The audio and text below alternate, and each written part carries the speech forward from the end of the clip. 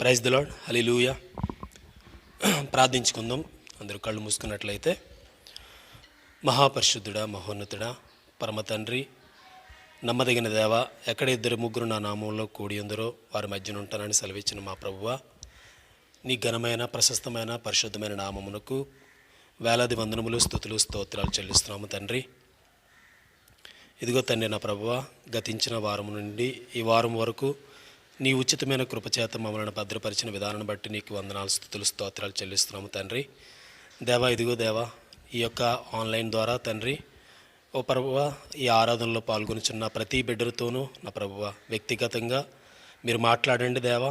పాటల్లో మీరు మహిమ పొందుకోనండి ఓ ప్రభువా. ఇదిగో తండ్రి, వాక్యం ద్వారా మీరు మాతో మాట్లాడండి దేవా. వినగల చెవులను, గ్రహింపగల ఆత్మీయ జ్ఞానమును మాకు దయచేయండి. నీ పరిశుద్ధాత్మతో నింపి నడిపించుము దేవా. ఓ ప్రభువా, ఇదిగో తండ్రి, ఓ ప్రభువా, ప్రపంచవ్యాప్తంగా ఉన్నటువంటి పరిస్థితులు సమస్తమును ఓ ప్రభువా, ఇదిగో తండ్రి, నువ్వు చూచుచున్న దేవుడు నా ప్రభువా. ఓ తండ్రి నా దేవా, నీ అనుమతి లేనిదే ఏదియో జరగదు నాయన. ఓ ప్రభువా దేవా, నీ కృప, నీ కాపుదల నీ బిడ్డలపై ఉంచుము తండ్రి. నీ ప్రసన్నత అనుగ్రహించుము దేవా. ఓ ప్రభువా, ఇదిగో ఈ ఆరాధన ప్రారంభం నుండి ఆఖరి వరకు నీ యొక్క ప్రసన్నత, అభిషేకము తోడయించి నడిపించి ఓ ప్రభువా తండ్రి నా దేవా, ప్రార్థన ఓ ప్రభువా నీ సన్నిధిని చేర్చుకునమని ప్రభువైన యేసుక్రీస్తు ప్రశస్తమైన నామమున అడిగి వేడుకొనుచున్నాను తండ్రి. Amen. Hallelujah. Praise the lord. God bless you. పాటలు పాడుకొని దేవుని నామాన్ని స్తుతిద్దాం. హల్లెలూయా. ఆత్మస్వరూపి ఆరాధనకు యోగ్యుడా, స్తుతి మహిమా ఘనతయు ప్రభావము నీకే.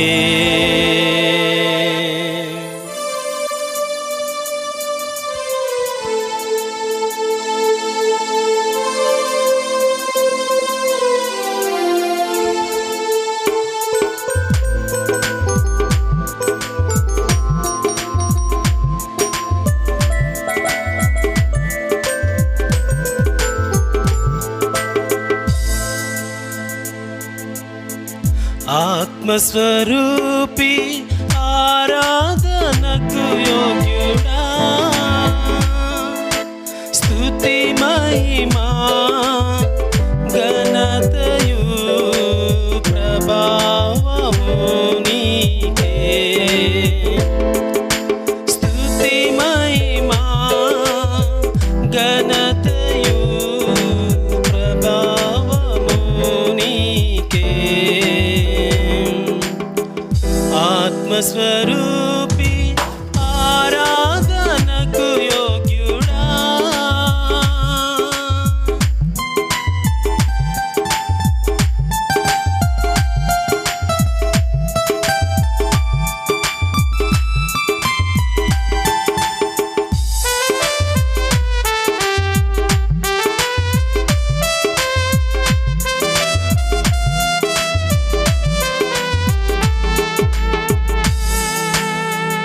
నీవే పరిశుద్ధుడవు, మా స్తుతులకు పాత్రుడవు. నీవే పరిశుద్ధుడవు, మా స్తుతులకు పాత్రుడవు. మనసారా స్తుతించెదము, మనసారా స్తుతించెదము నీ నామము, నీ నామము. ఆత్మస్వరూపి ఆరాధనకు యోగ్యుడా, స్తుతి మహిమా ఘనతయు ప్రభావము నీకే. స్తుతి మహిమా ఘనతయు ప్రభావము నీకే.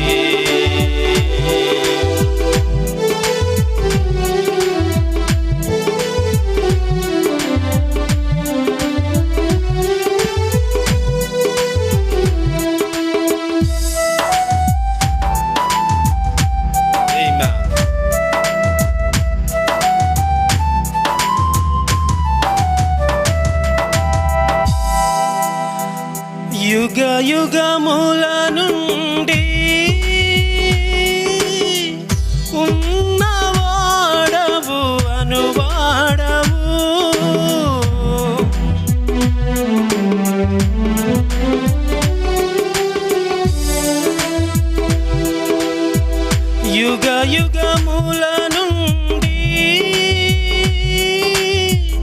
ఉన్నవాడవు అనువాడవు, ఏకరీతిగా ఉన్న దేవుడా, ఏకరీతిగా ఉన్న దేవుడా, నీకే నా వందనాలు, నీకే నా వందనాలు. ఆత్మస్వరూపి ఆరాధనకు యోగ్యుడా,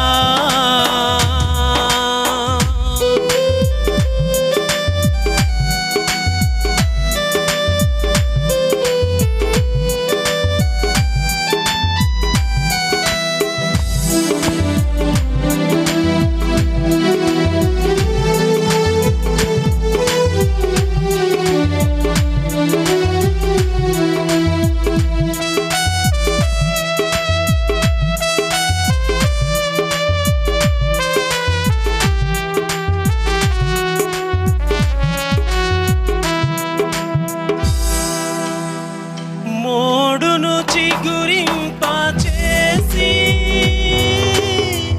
ఫలభరితముగా మార్చి,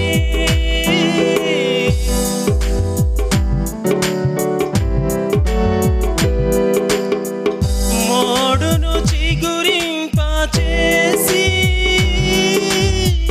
ఫలభరితముగా మార్చి,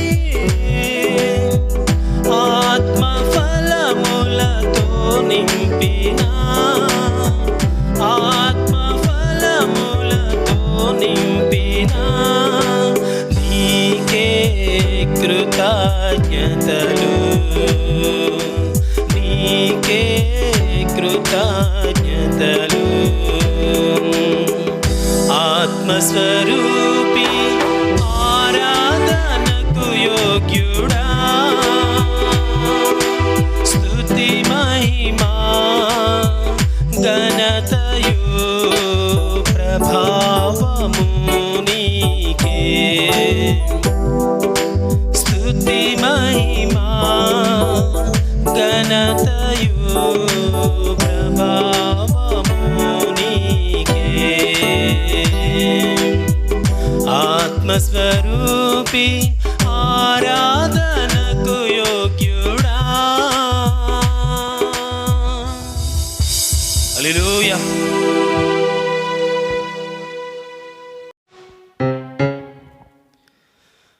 నీ జలధారల ధ్వని విని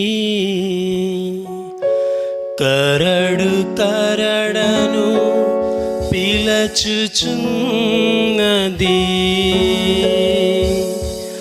నీ జలధారల ధ్వని విని కరడు కరడను పిలచుచున్నది, నీ అలలన్నీయు తరంగములన్నీ నా మీదుగా పొర్లి ప్రవహించెను, నీ అలలన్నీయు తరంగములన్నీ నా మీదుగా పొర్లి ప్రవహించెను, నీ జలధారల ధ్వని విని కరడు కరడను పిలచుచున్నది.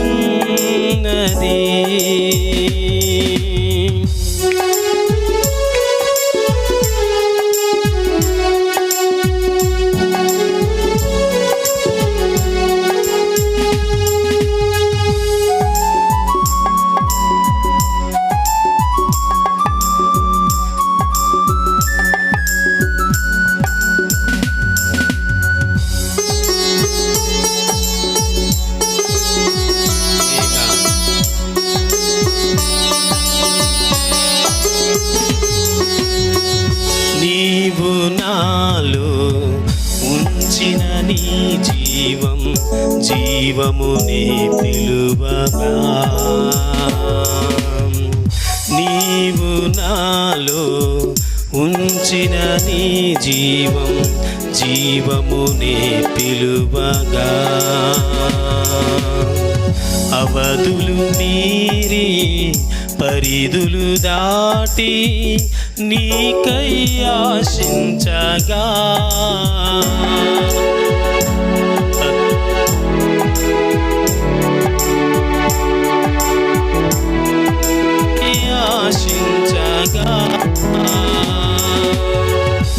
నీ జలధారల ధ్వని విని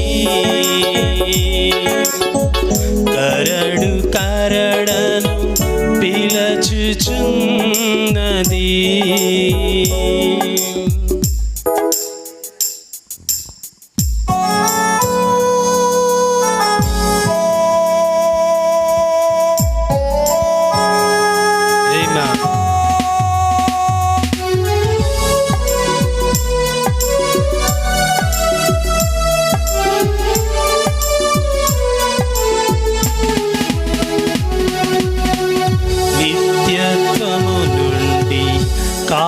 కాలములోనికి నీవు నన్ను పంపగా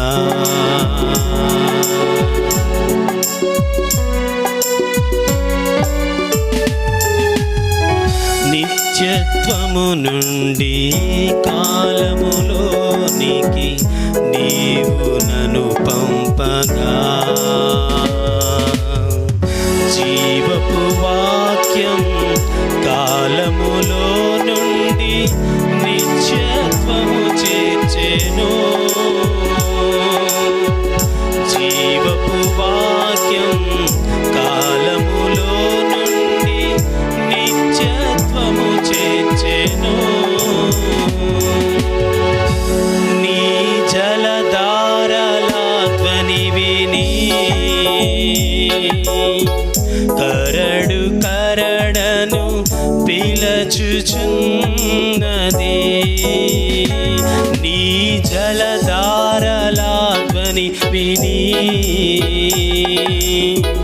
కరడు కరడను పిలచుచున్నది. నీ అలలన్నీయు తరంగములన్నీ నా మీదుగా పొర్లి ప్రవహించెను. నీ అలలన్నీయు తరంగములన్నీ నా మీదుగా పొర్లి ప్రవహించెను. నీ జలధారల ధ్వని విని కరడు కరడను పిలచుచున్నది. నీ జలధారల ధ్వని విని కరడు కరడను పిలచుచున్నది.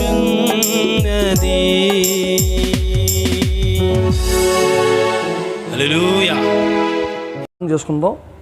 తల ఉంచినట్లయితే ప్రార్థన చేసుకుందాం. కృపగల మా యేసయ్య, ప్రభువైన యేసుక్రీస్తు నామములో నిన్న నేడు నిరంతరము ఒకే రీతిగా ఉన్నట్టు మా గొప్ప తండ్రి, ప్రభువా నీ యొక్క ప్రసన్నత అవసరత ఉన్నది. ప్రభువా నీ యొక్క వాక్యము కొరకు వేచి ఉన్న నీ దీనబిడ్డల కొరకు ప్రార్థిస్తున్నాం. నీవే నన్ను మమ్మలను బలపరచండి. నీ వాక్యంలో ఉన్నటువంటి ఆదరణ మీరు మాకు ఇవ్వండి. ప్రభువా నీ యొక్క వాక్యంలో ఉన్నటువంటి సత్యమును మాకు బయలుపరచబడుతున్నప్పుడు నీ వాక్యం అనుకున్న మనసును మాకు దయచేయండి, సహాయం చేయమని మా ప్రభు నిజ యేసుక్రీస్తు నామములో అడుగుచున్నాము తండ్రి, ఆమేన్. ప్రభువైన యేసుక్రీస్తు నామములో కూడి వచ్చిన ప్రతి ఒక్కరికి ప్రభు పేట వందనాలు. మరి యొక్క సమయంలో దేవుని యొక్క వాక్యము విందాము. మరి యోహాను సువార్త 14వ అధ్యాయము, యోహాను సువార్త 14వ అధ్యాయము 16వ వచనం నుండి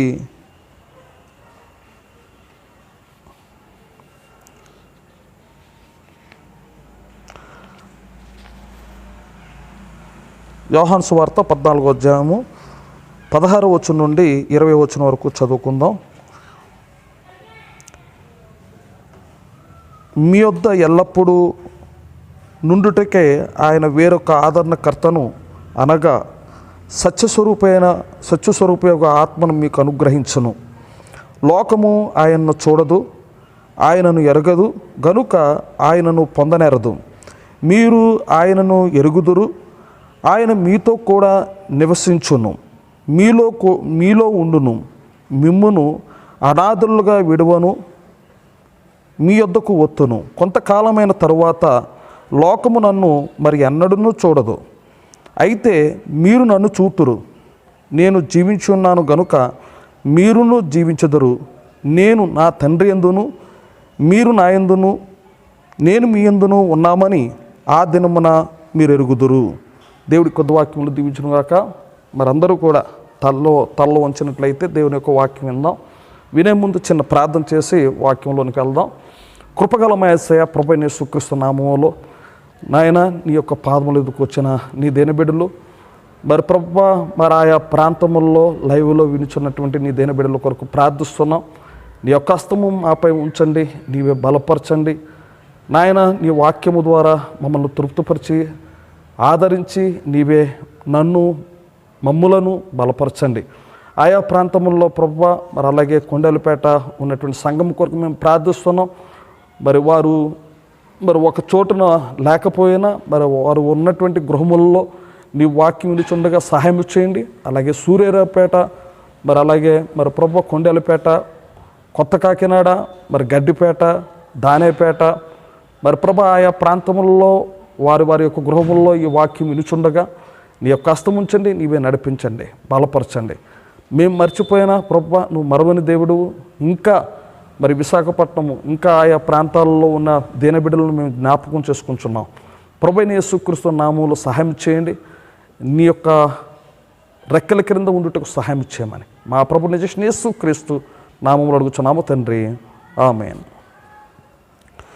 ప్రభువైన యేసుక్రీస్తు నామములో కూడి వచ్చిన ప్రతి ఒక్కరికి ప్రభు పేరట వందనాలు. మరి ఈ సమయంలో చిన్న ప్రకటన ఏమిటంటే, మన దగ్గరికి కుంటముక్కల నుండి దానియేలు గారు వచ్చేవారు. స్పిరిచువల్ బిల్డింగ్ స్టోన్స్ అన్నటువంటి పుస్తకాలు, మరి కరపత్రికలు అనేకమైనటువంటి ఆయన చేతితో రాసినటువంటి సంగతులు. మొన్న శుక్రవారం దినమున నేను అలా చూస్తున్నప్పుడు ఆయన బాగులేదని ఐసీయూలో పెట్టారన్న విషయం చెప్పారు. అయితే సాయంకాల సమయంలో మరలా ఆ రిపోర్ట్ చూసినప్పుడు ఐసీయూలో ఆయన ఫోటో ఉంది. ఇంటర్నెట్ మీద పెట్టి ఆక్సిజను, దాని తర్వాత పైపులు గట్ట ఇవన్నీ పెట్టారు. అయితే నేను పైన చదివినప్పుడు ఆ ప్రభునందు కుంటముక్కల దానియేలు గారు నిద్రించారని చెప్పారు. కాబట్టి మరి నిన్న సాయంకాల సమయంలో 5 గంటలకు సమాధి కార్యక్రమం జరిగింది. విజయవాడ సమీపంలో కొండపల్లి దగ్గర మరి కుంటముక్కల్లోనూ వారి స్వగృహంలోనే సమాధి కార్యక్రమం చేశారు. వారి సేవకులు కాబట్టి మరి వారి యొక్క కుటుంబం ఆ యొక్క ఆదరణ కొరకు ప్రార్థనలో జ్ఞాపకం చేసుకోనండి. అలాగే అమ్మకు కూడా బలహీనంగానే ఉంటుంది, కొన్నిసార్లు మతిమరుపు. మరి ప్రార్థనలో జ్ఞాపకం చేసుకోనండి. బహుశా మరి బోయజు ప్రకటించాడని, అంటే కొన్ని ప్రార్థనా అవసరాలు ప్రకటించాడని నేను తలస్తూ ఉన్నాను. ఒకవేళ లేకపోతే మరలా వాయిస్ రికార్డ్ ద్వారా మనం ఆ సంగతులు మనం విందాం. అయితే దేవుని యొక్క ప్రవక్త మాట్లాడిన ఆదరణకర్త అన్నటువంటి ఆ యొక్క వర్తమానములో ప్రవక్త కొన్ని విషయాలు మాట్లాడి ఉన్నారు. నేను ఈ ఆదరణకర్త అన్నటువంటి ఈ యొక్క పుస్తకములో ఉన్న నా అంశం ఏమిటంటే, వాక్యమే దేవుని ఆదరణ, వాక్యమే దేవుని ఆదరణ అన్నటువంటి అంశం నేను తీసుకుంటున్నాను. అంటే వాక్యమే ఏ ప్రాంతంలో ఉన్నా మనకు వాక్యమే దేవుని యొక్క ఆదరణ ఉన్నది. హల్లెలూయా. కాబట్టి ఇక్కడ మీరు చూసినట్లయితే మనకు వాక్యమే దేవుని ఆదరణ. అయితే ఏ ప్రాంతంలో ఉన్నప్పటికీ వాక్యమును మీరు నమ్మినట్లయితే, విశ్వాసించినట్లయితే, అంటే ఈ వాక్యమును నమ్ముట ద్వారా మనకేమొస్తుందో అలా అని చెప్పేసి అలా అంటే విశ్వాసం వస్తుంది. ఆ యొక్క విశ్వాసము ద్వారా అనేకమైనటువంటి ఒకవేళ స్వస్థత లేనటువంటి వారికి స్వస్థత, అనారోగ్యంతో మరి విపత్తులతో మరి ఆపత్కాలంలో లేక ఎటుతోచిన పరిస్థితుల్లో ఒకవేళ ఏ స్థలంలో ఉన్నప్పటికీ కూడా దేవుని యొక్క వాక్యం మనకు ఈ సమయంలో ఆదరణ ఉన్నది. లోకములో ఉన్నా లేకపోయినా, కరువు వచ్చినా ఏమొచ్చినా సరే వాక్యం మీద ఎవరైతే ఆనుకుంటారో వారికి దేవుడే ఆదరణ ఇస్తాడు. హల్లెలూయా. కాబట్టి ఇక్కడ మనము చూసినట్లయితే మరి దేవుని యొద్దకు వచ్చినటువంటి పరిస్థితుల గురించి, అంటే దేవుని యొద్ద నుండి నువ్వు ఏదైనా పొందుకోవాలని అనుకున్నట్లయితే, దేవుని యొద్ద నుండి ఏదైనా నువ్వు ఆశించాలని అనుకున్నట్లయితే మొట్టమొదటిగా మనం చేయవలసినటువంటి ఒక కార్యం ఉన్నది. హల్లెలూయా. అంటే దేవుని యొద్ద నుండి ఏదైనా పొందుకోవాలని ఎంతోమంది ఆశపడుతూ ఉంటారు. దేవుడు మనకు సహాయం చేయట్లేదని మనం అనుకోవచ్చు. కానీ దేవుని యొద్ద నుండి ఏదైనా పొందుకోవాలని ఏమాత్రము ప్రయత్నించినా ముందు మనము చేయవలసినటువంటి కార్యం ఏమిటంటే, మొదట మిమ్మల్ని మీరు దేవుని యొద్ద సరిచేసుకొనకుండా మొట్టమొదటిగా మనం చేయవలసిన పని ఏమిటంటే మొదట మిమ్మల్ని మీరు దేవుని యొద్ద సరిచేసుకొనుకోకుండా దేవుని యొద్ద ఏదైనా పొందుకోవాలని ఏమాత్రము ప్రయత్నించకూడదు. ముందు మనం ఏం చేయాలి అలా అని చెప్పేసాలనంటే, దేవునిది ఎప్పుడూ కూడా పొరపాటు ఉండదు. కానీ మొట్టమొదటిగా దేవుని దగ్గర ఏదైనా మనం పొందుకోవాలనేటువంటి ఆశ ఎవరైతే ఆశపడుతూ ఉన్నారో వారు మొదట చేయవలసినటువంటి కార్యం ఏమిటి అని చెప్పేసానంటే, ముందు మనము సరిదిద్దబడాలి. అందుకే దేవుని యొక్క వాక్యంలో రాయబడి ఉంటుంది, మీ హృదయము నీపై దోషారోపణ చేయని ఎడల దేవుని ఎదుట ధైర్యముగా ఉంటారలా అని చెప్పేసి రాయబడి ఉంది. హల్లెలూయా. అంటే దేవుని ఎదుట ముందు మనం ధైర్యంగా ఉండాలంటే, ఒక వ్యక్తి దగ్గరికి వెళ్ళినప్పుడు, ఒక అధికారి దగ్గరికి వెళ్ళినప్పుడు మనం ధైర్యంగా అక్కడ మాట్లాడాలా అని చెప్పేసాలంటే, మనం దోషులుగా ఉంటే ఆయన ఏం చేయలేడు. కానీ ఇప్పుడు దేవుని దగ్గరికి వచ్చినట్లు ఒక మనిషి దగ్గరికి వెళ్ళినప్పుడే ఆయన ఎదుట మనం ఒకవేళ దోషిగా నేను ఉన్నట్లయితే నేను మాట్లాడలేను. కానీ ఇప్పుడు దేవుని దగ్గరికి మనం వచ్చినప్పుడు మనము దోషులుగా ఉంటే కాదు. అందుకే దేవుని యొక్క వాక్యంలో ఇలా రాయబడి ఉంది, మీ హృదయము దోషారోపణ చేయకపోతే మీరు దేవుని ఎదుట ధైర్యంగా మాట్లాడవచ్చు. అందుకే మన ప్రవక్త చెప్తూ ఉన్నారు, మొదట మిమ్మల్ని మీరు దేవుని యొద్ద సరిదిద్దుకొనుకోకుండా మొట్టమొదటిగా దేవుని యొద్ద సరిచేసుకొనకుండా, హల్లెలూయా, మొట్టమొదటిగా దేవుని యొద్ద సరిచేసుకొనకుండా మనం ఏం చేయాలని చెప్పేసాలంటే, మీరు దేవుని యొద్ద ఏదైనా పొందుకోవాలని ఏమాత్రమో ఆశించవద్దు అలా అని చెప్పేసాను. ముందు మనం సరిదిద్దబడాలి, అప్పుడు దేవుని యొద్ద. అందుకే మనం ప్రవక్త కూడా ముందు ప్రార్థించకుండా, అయ్యా నన్ను క్షమించావని ఒక్క మాట నువ్వు నాకు చెప్పాలా అని అడవుల్లో ప్రార్థన చేసేవాడు. అంటే ఆ క్షమాపణ, అంటే నేను గొప్పవాడును, నేను తప్పు చేయలేదు, నేను ఇలా చేయలేదు, నేను అలా కాదు. ముందు మనము ప్రార్థన చేసేటప్పుడు, అయ్యా నన్ను నువ్వు క్షమించు, ప్రభువా సహాయం చేయని ప్రభువుని వేడుకోవాల్సినటువంటి అవసరం మనకు ఉన్నది. హల్లెలూయా. కాబట్టి ఇక్కడ మనము చూసినట్లయితే మరి ఇక్కడ దేవుని యొక్క వాక్యమే మనకు ఆదరణ, వాక్యమే దేవుని యొక్క ఆదరణ, వాగ్దానముపై ఆదరణ, వాగ్దానముపై విశ్రాంతి. ఇక్కడ మనం చూసినట్లయితే విశ్వాసమే మన విజయము. అంటే ఇక్కడ చాలా విషయాలు మనం గ్రహించుటకు, అంటే మనం ఒక విజయాన్ని మనం సాధించాలి అలానంటే మొట్టమొదటిగా మనకి విశ్వాసం ఉండాలండి. దేవునితో మనం సన్నిహితంగా ఉండాలి. దేవుడే మనకు ఆదరణ ఉన్నాడు. దేవుడు ఏమై ఉన్నాడు అలా అని చెప్పేసానంటే వాక్యమే ఉన్నాడు. ఇక్కడ మీరు చూసినట్లయితే భూమి కూడా, ఆకాశము, భూమి, నీరు, మరి నక్షత్రములు, సూర్యుడు, చంద్రుడు, ఇవన్నీ కూడా ఒక శక్తి యొక్క ఆధీనములో నియంత్రించబడ్డాయని మనం కనుగొనవచ్చు. అంటే ఇవన్నీ కూడా, నీరు కూడా క్రమముగా అక్కడే, ఎంత అలలు లేచినా సముద్రం అక్కడ వరకు వచ్చి ఆగిపోతుంది. సూర్యుడు సమయానికి లేచి అస్తమించుట జరుగుతూ ఉంది. అలాగే చంద్రుడు చూసినట్లయితే తన యొక్క ఆ సమయంలో, సూర్యుడు లేని సమయంలో అది కరెక్ట్గా, అది నియమ ప్రకారముగా అది పోరాడుతుంది. నక్షత్రములు, ఈ వీటన్నిటికీ ఒక శక్తి యొక్క ఆధీనంలో ఉన్నదండి. ఇక్కడ మీరు చూసినట్లయితే అవి నియమ ప్రకారంగా సూర్యుడు ఉదయిస్తున్నప్పుడు బాలుడు ఎలా ఉంటాడు, 10 గంటలకి కొంచెం ఎదుగుతున్నటువంటి పిల్లవాడిగా ఉంటాడు. మధ్యాహ్నకాల సమయం చూసినప్పుడు ఒక నడి వయసులో ఉన్నటువంటి వాడిగా ఉంటాడు. సాయంకాల సమయంలో రాబోటికి అస్తమిస్తున్నప్పుడు ముసలివాడిగా ఉంటాడు. తర్వాత మరుసటి రోజున కూడా లేస్తాడు. ఈ విషయంలో ప్రకృతిలో కూడా ఇదంతా కూడా, ప్రకృతి అంతా కూడా ఒక శక్తి ద్వారా నియంత్రించబడుతూ ఉంది. ఇది దేవుని యొక్క వాక్యాన్ని మనం గైకొనవలసి ఉన్నది. హల్లెలూయా.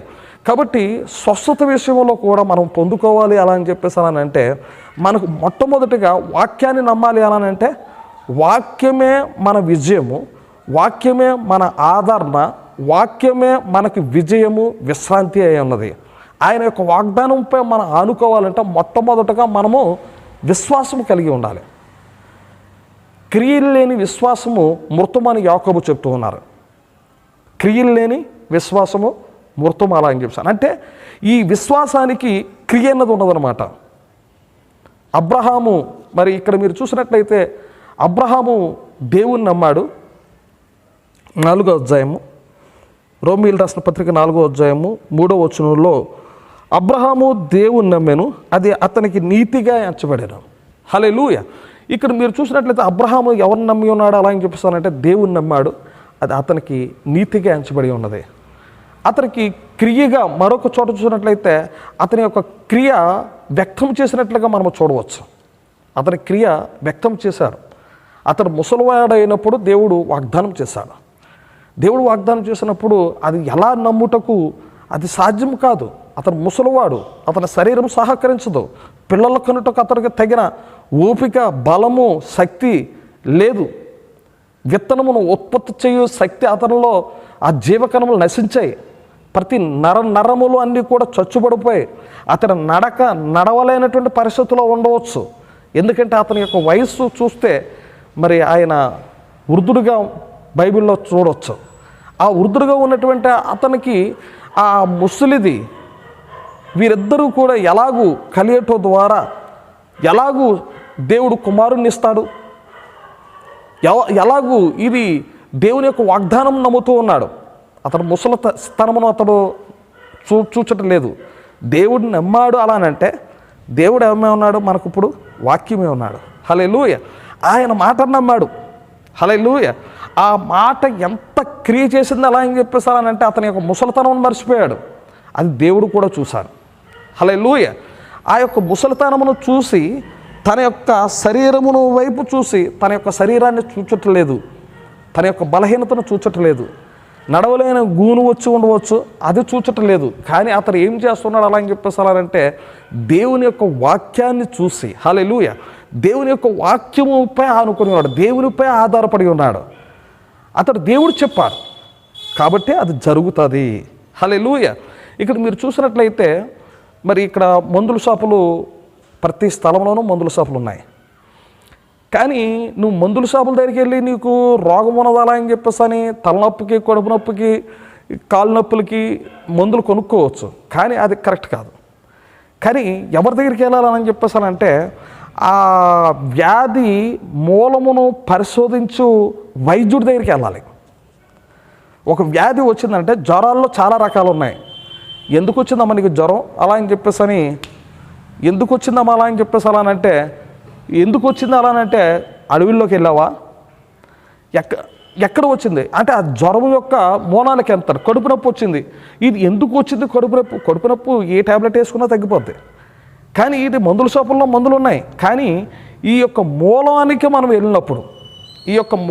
మనం వెళ్ళినప్పుడు ఆ యొక్క వైద్యుడు ఏం చేస్తాడో అలా ఏం చేస్తాడంటే ఆ మందుల షాపుల్లోకి వెళ్ళి నువ్వు మందులు తీసుకునవచ్చు. కానీ వైద్యుడి దగ్గరికి వెళ్ళినప్పుడు తన యొక్క మూలానికి వెళ్ళి సరైనటువంటి ఔషధం ఇస్తాడు.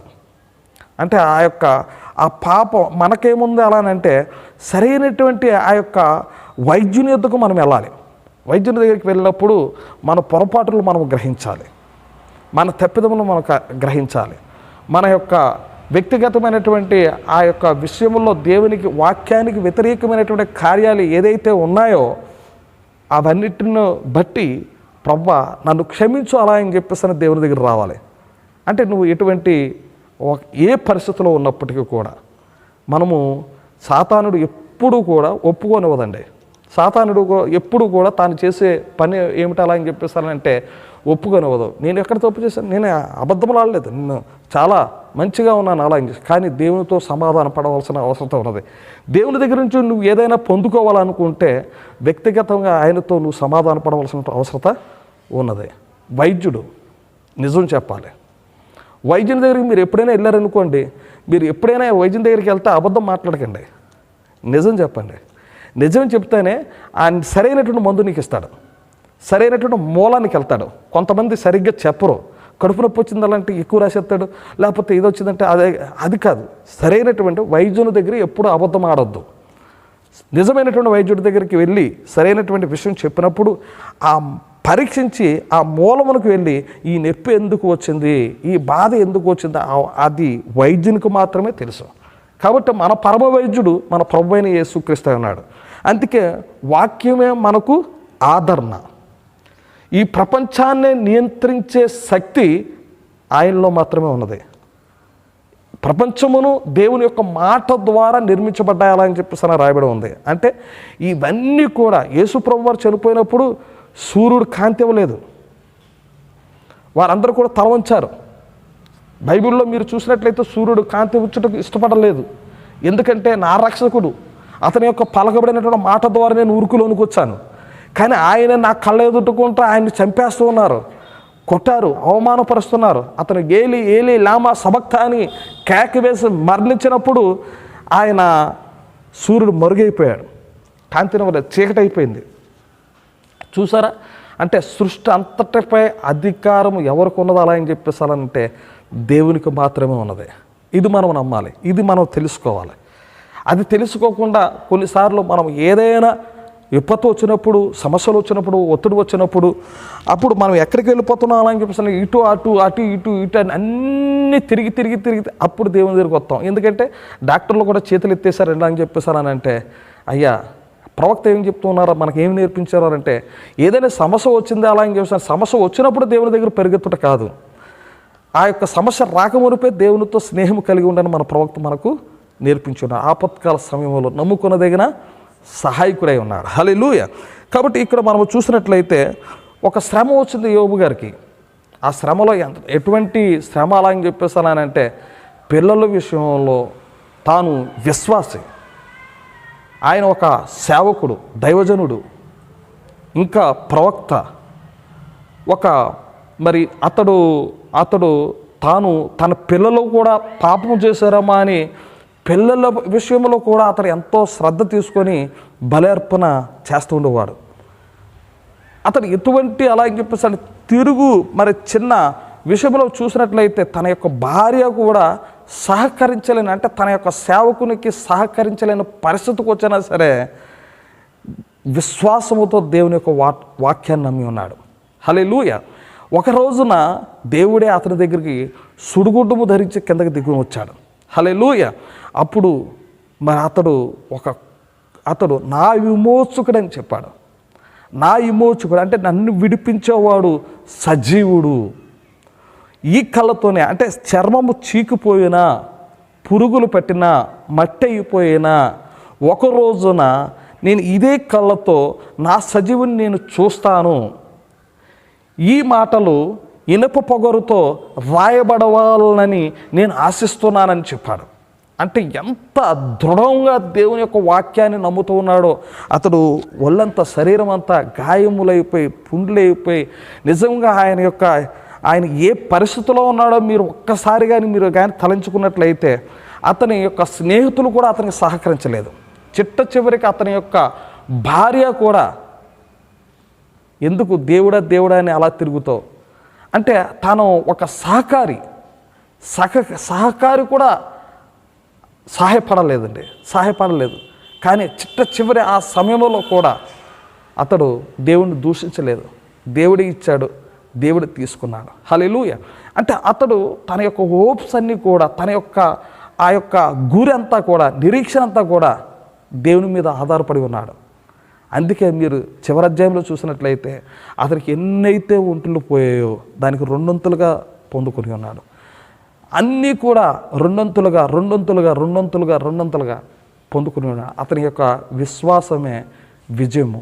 తన యొక్క వాక్యంపై అతను ఏం చేస్తున్నాడంటే వాక్యమే దేవుని యొక్క ఆదరణ ఉన్నది.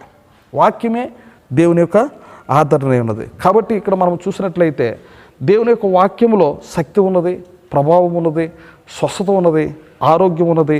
మనం ఏం చేయాలి అలా అని చెప్పేసాలనంటే దేవుని యొక్క వాక్యంపై మనము ఆలోచన. అంటే మీరు యోబును కానీ స్మరణము చేసుకున్నట్లయితే అతడు బూడిదలో అతడు దేవుని స్మరిస్తున్నట్టుగా మనం చూడవచ్చు. దేవుని యొక్క వాక్యమునకు లోబడ్డాడన్నది మనం గ్రహించవచ్చు. దేవుని యొక్క వాక్యమునకు తల ఉంచినట్లుగా మనం చూడవచ్చు. హల్లెలూయా. అటువంటి వాక్యాన్ని ప్రేమించి ఉన్నాడు ఇక్కడ. అది మీరు చూడండి. తరువాత మీరు చూసినట్లయితే అబ్రహాము మరి అతన్ని పిలిచినప్పుడు, దేవుడు పిలిచినప్పుడు అతను ఎక్కడ ఉన్నాడో అలా అంటే కల్దీయుల ఊరన్నటువంటి ఆ యొక్క ప్రాంతంలో ఉన్నటువంటి ఆయనతో దేవుడు మాట్లాడాడు. నీతో దేవుడు మాట్లాడినట్లయితే, దేవుడు నిన్ను పిలిచినట్లయితే, అటువంటి విశ్వాసాన్ని నువ్వు వ్యక్తం చేసినప్పుడు నిశ్చయముగా ఆయన రంగంలో నువ్వు పిలిచినప్పుడు ఆయన ఆ పరిస్థితులన్నీ కూడా మారుస్తాడు. నువ్వు ఏ పరిస్థితుల్లో ఉన్నప్పటికీ కూడా. అబ్రహాము నీ వంటి వాడే, ఒక సామాన్యుడిగా అతడు జీవిస్తున్నప్పుడు దేవుడు పిలిచాడు. దేవుడు పిలిచినప్పుడు అతడు దేవుని యొక్క స్వరం విని లోబడ్డాడు. చివరికి ఆయనకి ఏం చేశాడు అలా అని చెప్పేసానంటే దేవుని యొక్క వాక్యాన్ని నమ్ముతూ నమ్ముతూ నమ్ముతూ నమ్ముతూ నమ్ముతూ నమ్ముతూ అతను వెళ్తూ ఉన్నాడు. నమ్ముతూ నమ్ముతూ నమ్ముతూ నమ్ముతూ నమ్ముతూ అతను వెళ్తూ ఉన్నాడు. మరి ఆదికాండం 18వ అధ్యాయంలో ఎల్ షద్దాయిగా ప్రత్యక్షపరచుకుని ఉన్నాడు. హల్లెలూయా. ఎవరు ఎల్ షద్దాయిగా ఎవరు బయలుపరచుకుని ఉన్నాడండి? ఎల్ షద్దాయిగా బయలుపరచుకుని ఉన్నాడు. హల్లెలూయా. ఎవరు? దేవుడు. దేవుడు ఎల్ షద్దాయిగా ఎప్పుడైతే బయలుపరచుకొని ఉన్నాడో అక్కడ ఏమైంది అలా అని చెప్పేసానంటే, ఎల్ షద్దాయి అలా అని చెప్పేసానంటే తన యొక్క స్వరముల నుండి ఆదికాండం 18వ అధ్యాయము ఆ యొక్క ఎల్ షద్దాయిగా అంటే అతడు బలహీనుడు, కానీ దేవుడు ఎలా ఉంచాడంటే బలవంతుడుగా వచ్చాడు. దేవుడు బలవంతుడిగా వచ్చి ఎల్ షద్దాయిగా ఆయన తన సొంత రొమ్ముల నుండి, తన యొక్క సొంత దేహము నుండి పాలు ఇచ్చిన ఒక తల్లి తన పిల్లవాడికి ఎప్పుడైతే పాలు ఇస్తుందో, డబ్బా పాలు కాదండి, డబ్బా పాలు కాదు, లేక హార్లిక్స్ బాటిల్ కాదు, ఆ యొక్క తల్లి యొక్క తన యొక్క స్వదేహము నుండి వచ్చినటువంటి పాలు ఎప్పుడైతే ఇస్తూ ఉందో ఎన్నో విటమిన్స్ వస్తాయండి. అక్కడ రోగ నివారణ శక్తి అక్కడ ఉంటుంది. కానీ ఇక్కడ మీరు చూసినట్లయితే అతను బలహీనుడు, ముసలివాడు, ఎందుకు పనికిరనటువంటి వాడు. కానీ ఇక్కడ ఏమైంది అలా అని చెప్పేసానంటే బలవంతుడకు దేవుడు తన సమ్ముఖంలోనికి వచ్చి ఉన్నాడు. ఎల్ షద్దాయ్ బలము ఎవరిచ్చారు అలా అని చెప్పేసానంటే దేవుని దగ్గర నుంచి బలం పొందుకొని ఉన్నాడు. ఎవరు? అబ్రహాం దేవుని దగ్గర నుంచి బలం పొందుకొని ఉన్నాడు. ఎందుకు ఈ విషయాన్ని ప్రవక్త మనకు గుచ్చు మాట్లాడుతున్నారు అలా అని చెప్పేసానంటే ఈ దినమున విశ్వాసమే మన యొక్క విజయమే ఉన్నది. ఈ దినమున విశ్వాసమే మన యొక్క విజయమే ఉన్నది. అయితే ఇక్కడ మన యొక్క ఆదరణ ఎవరు? వాక్యమే మనకు ఆదరణ. హల్లెలూయా.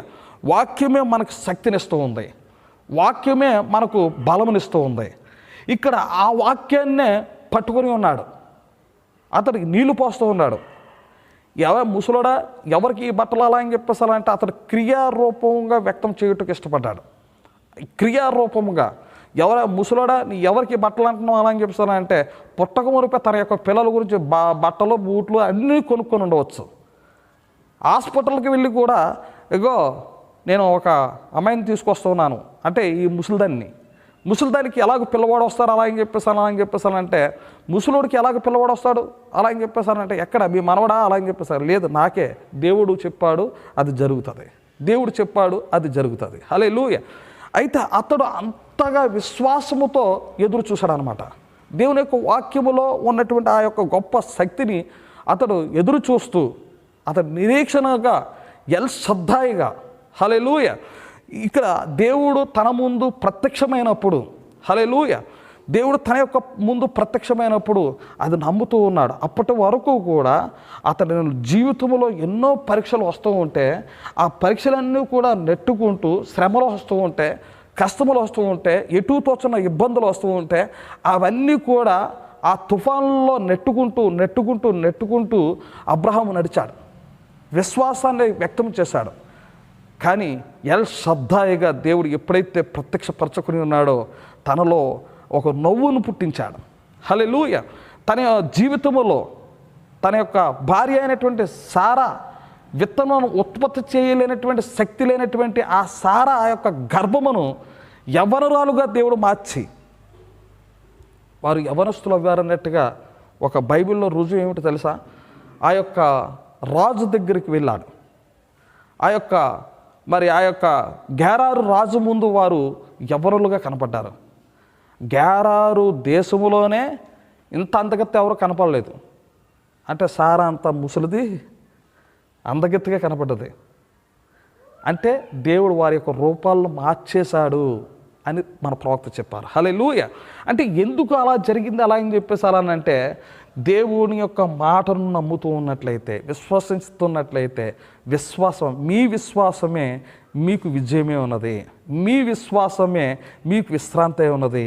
మీ విశ్వాసమే మీకు వాగ్దానమే ఉన్నది. ఆ వాగ్దానమును మీరు నమ్మినట్లయితే అబ్రహాముకు చేసినటువంటి అదే దేవుడు యేసుక్రీస్తు నిన్న నేడు నిరంతరము ఒకే రీతిగా ఉన్నాడు.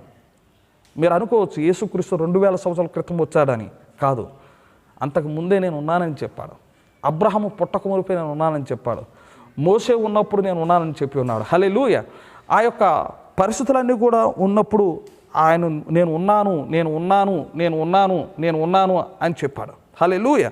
ఉన్నవాడనని ఆయన మోసెతో పలికి ఉన్నాడు. హల్లెలూయా. కాబట్టి ఇక్కడ మనం చూసినట్టయితే దేవుని యొక్క వాక్యమునకు నీరు పోసాడు. మనం అదే చేయాలి. దేవుని నమ్ముదాం. కష్టములు వచ్చాయా, శ్రమలు వచ్చాయా, ఇటు తోచిన పరిస్థితులు వచ్చాయా, ఇబ్బందులు వచ్చాయా, ఏమొచ్చినప్పటికీ కూడా ఆయన యొక్క మాటను నమ్ముతూ ఉన్నట్లయితే, విశ్వసిస్తూ ఉన్నట్లయితే, దేవుని యొక్క వాక్యమునకు నీరు పోస్తూ ఉన్నట్లయితే, ఒక దినమున నీవు నమ్ముతున్నటువంటి ఆ నమ్మిక, అబ్రహాము నమ్ముతున్నటువంటి ఆ నమ్మికను దేవుడు చూస్తూ ఉన్నాడు.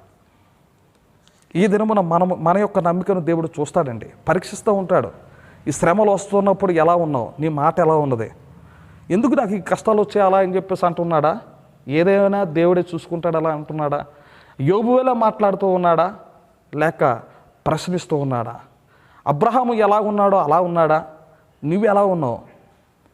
నీ మాట ఎలా ఉన్నది? నీ యొక్క విశ్వాసాన్ని నువ్వు ఎలా వ్యక్తం చేస్తూ ఉన్నావు? ఎలాగూ నీవు జీవిస్తూ ఉన్నావు? నీ నడక ఎలా ఉన్నది? ఎప్పుడు కూడా మనం తప్పు చేసామని మనం ఒప్పుకోం, కానీ దేవుడు తప్పు చేసినట్లు ఎందుకు మనకి ఇలా ఉన్నది? ఎందుకు మనం ఇలా శ్రమల్లో ఉన్నాం? ఎందుకు ఇలా కష్టాల్లో ఉన్నాము? ఆ శ్రమలో దేవుడు అనుమతించినట్లయితే, దేవుడు ఆ కష్టముల్లో నా కుమారుడు ఎలా ఉంటాడో చూద్దాం అలా అని చెప్పేసి అని ఆయన చూస్తూ ఉన్నట్లయితే, కొన్నిసార్లు మనము ఒప్పుకోలేని పరిస్థితుల్లో మనం ఎప్పుడైతే ఉంటున్నామో అప్పుడు కూడా దేవుడు ఒత్తిడి తీసుకుని వస్తూ ఉంటాడు. అలా కూడా దేవుడు పరీక్షించి ఉండవచ్చు. అప్పుడు కూడా దేవుడు నిన్ను చూసి అంటే, అయ్యా నన్ను క్షమించు, నా పొరపాటు నేను గ్రహించాను, నేను బలహీనుడును, ఒక మానవుని యొక్క తెలివితేటలో నీ యొద్ద పనిచేయవు ప్రభు, నన్ను క్షమించాలా అని చెప్పేసి అని వేడుకొనుటకు దేవుడు కొన్నిసార్లు ఒత్తిడి తీసుకుని రావచ్చు. కాబట్టి ఇక్కడ మీరు చూసినట్లయితే అబ్రహాము ఏం చేసి ఉన్నాడు అలా అని చెప్పేసి అలా అంటే, ఎల్ షద్దాయ్ తన యొక్క రొమ్ముల నుండి పాలు త్రాగాడు. పాలు త్రాగిన తర్వాత అబ్రహాము యొక్క సారా యొక్క గర్భము వారు యవ్వనులుగా మారారు. దేవుడు పిల్లవాడిని అనుగ్రహించి ఉన్నాడు. హల్లెలూయా. ఈ దినమున మనం చూసినట్లయితే దేవుని యొక్క వాక్యమే మనకు ఆదరణ. ఎప్పుడైతే దేవుడు నిన్ను పిలిచాడా, నిజం ఒప్పుకోండి, అసలు దేవుడు నిన్ను ఎప్పుడు దర్శించాడు? దేవుడు నీతో ఎప్పుడు మాట్లాడి ఉన్నాడు? ఎప్పుడు నువ్వు దేవుని దగ్గరకు వచ్చినప్పుడు ఒకవేళ వాక్యం ఉంటుండగా దేవుడు యొక్క స్పందన నువ్వు చూసావా? ఎలాగో నువ్వు దేవుని యొక్క దర్శనం, దేవుని యొక్క ఆ ప్రత్యక్షత నీకు ఎలా వచ్చింది? ఎప్పుడు నీకు వచ్చింది? ఒక్కసారి నువ్వు గ్రహించు నా సోదరుడు, నా సహోదరి, ఎవరైనప్పటికీ కూడా ఎలాగో నిన్ను దర్శించాడు? ఎందుకు నువ్వు దేవుడు నిన్ను ఎప్పుడు పిలిచాడు? సేవకుని పిలిచిన గురించి మాట్లాడుతుంది, నీ గురించి నేను చెప్తున్నాను.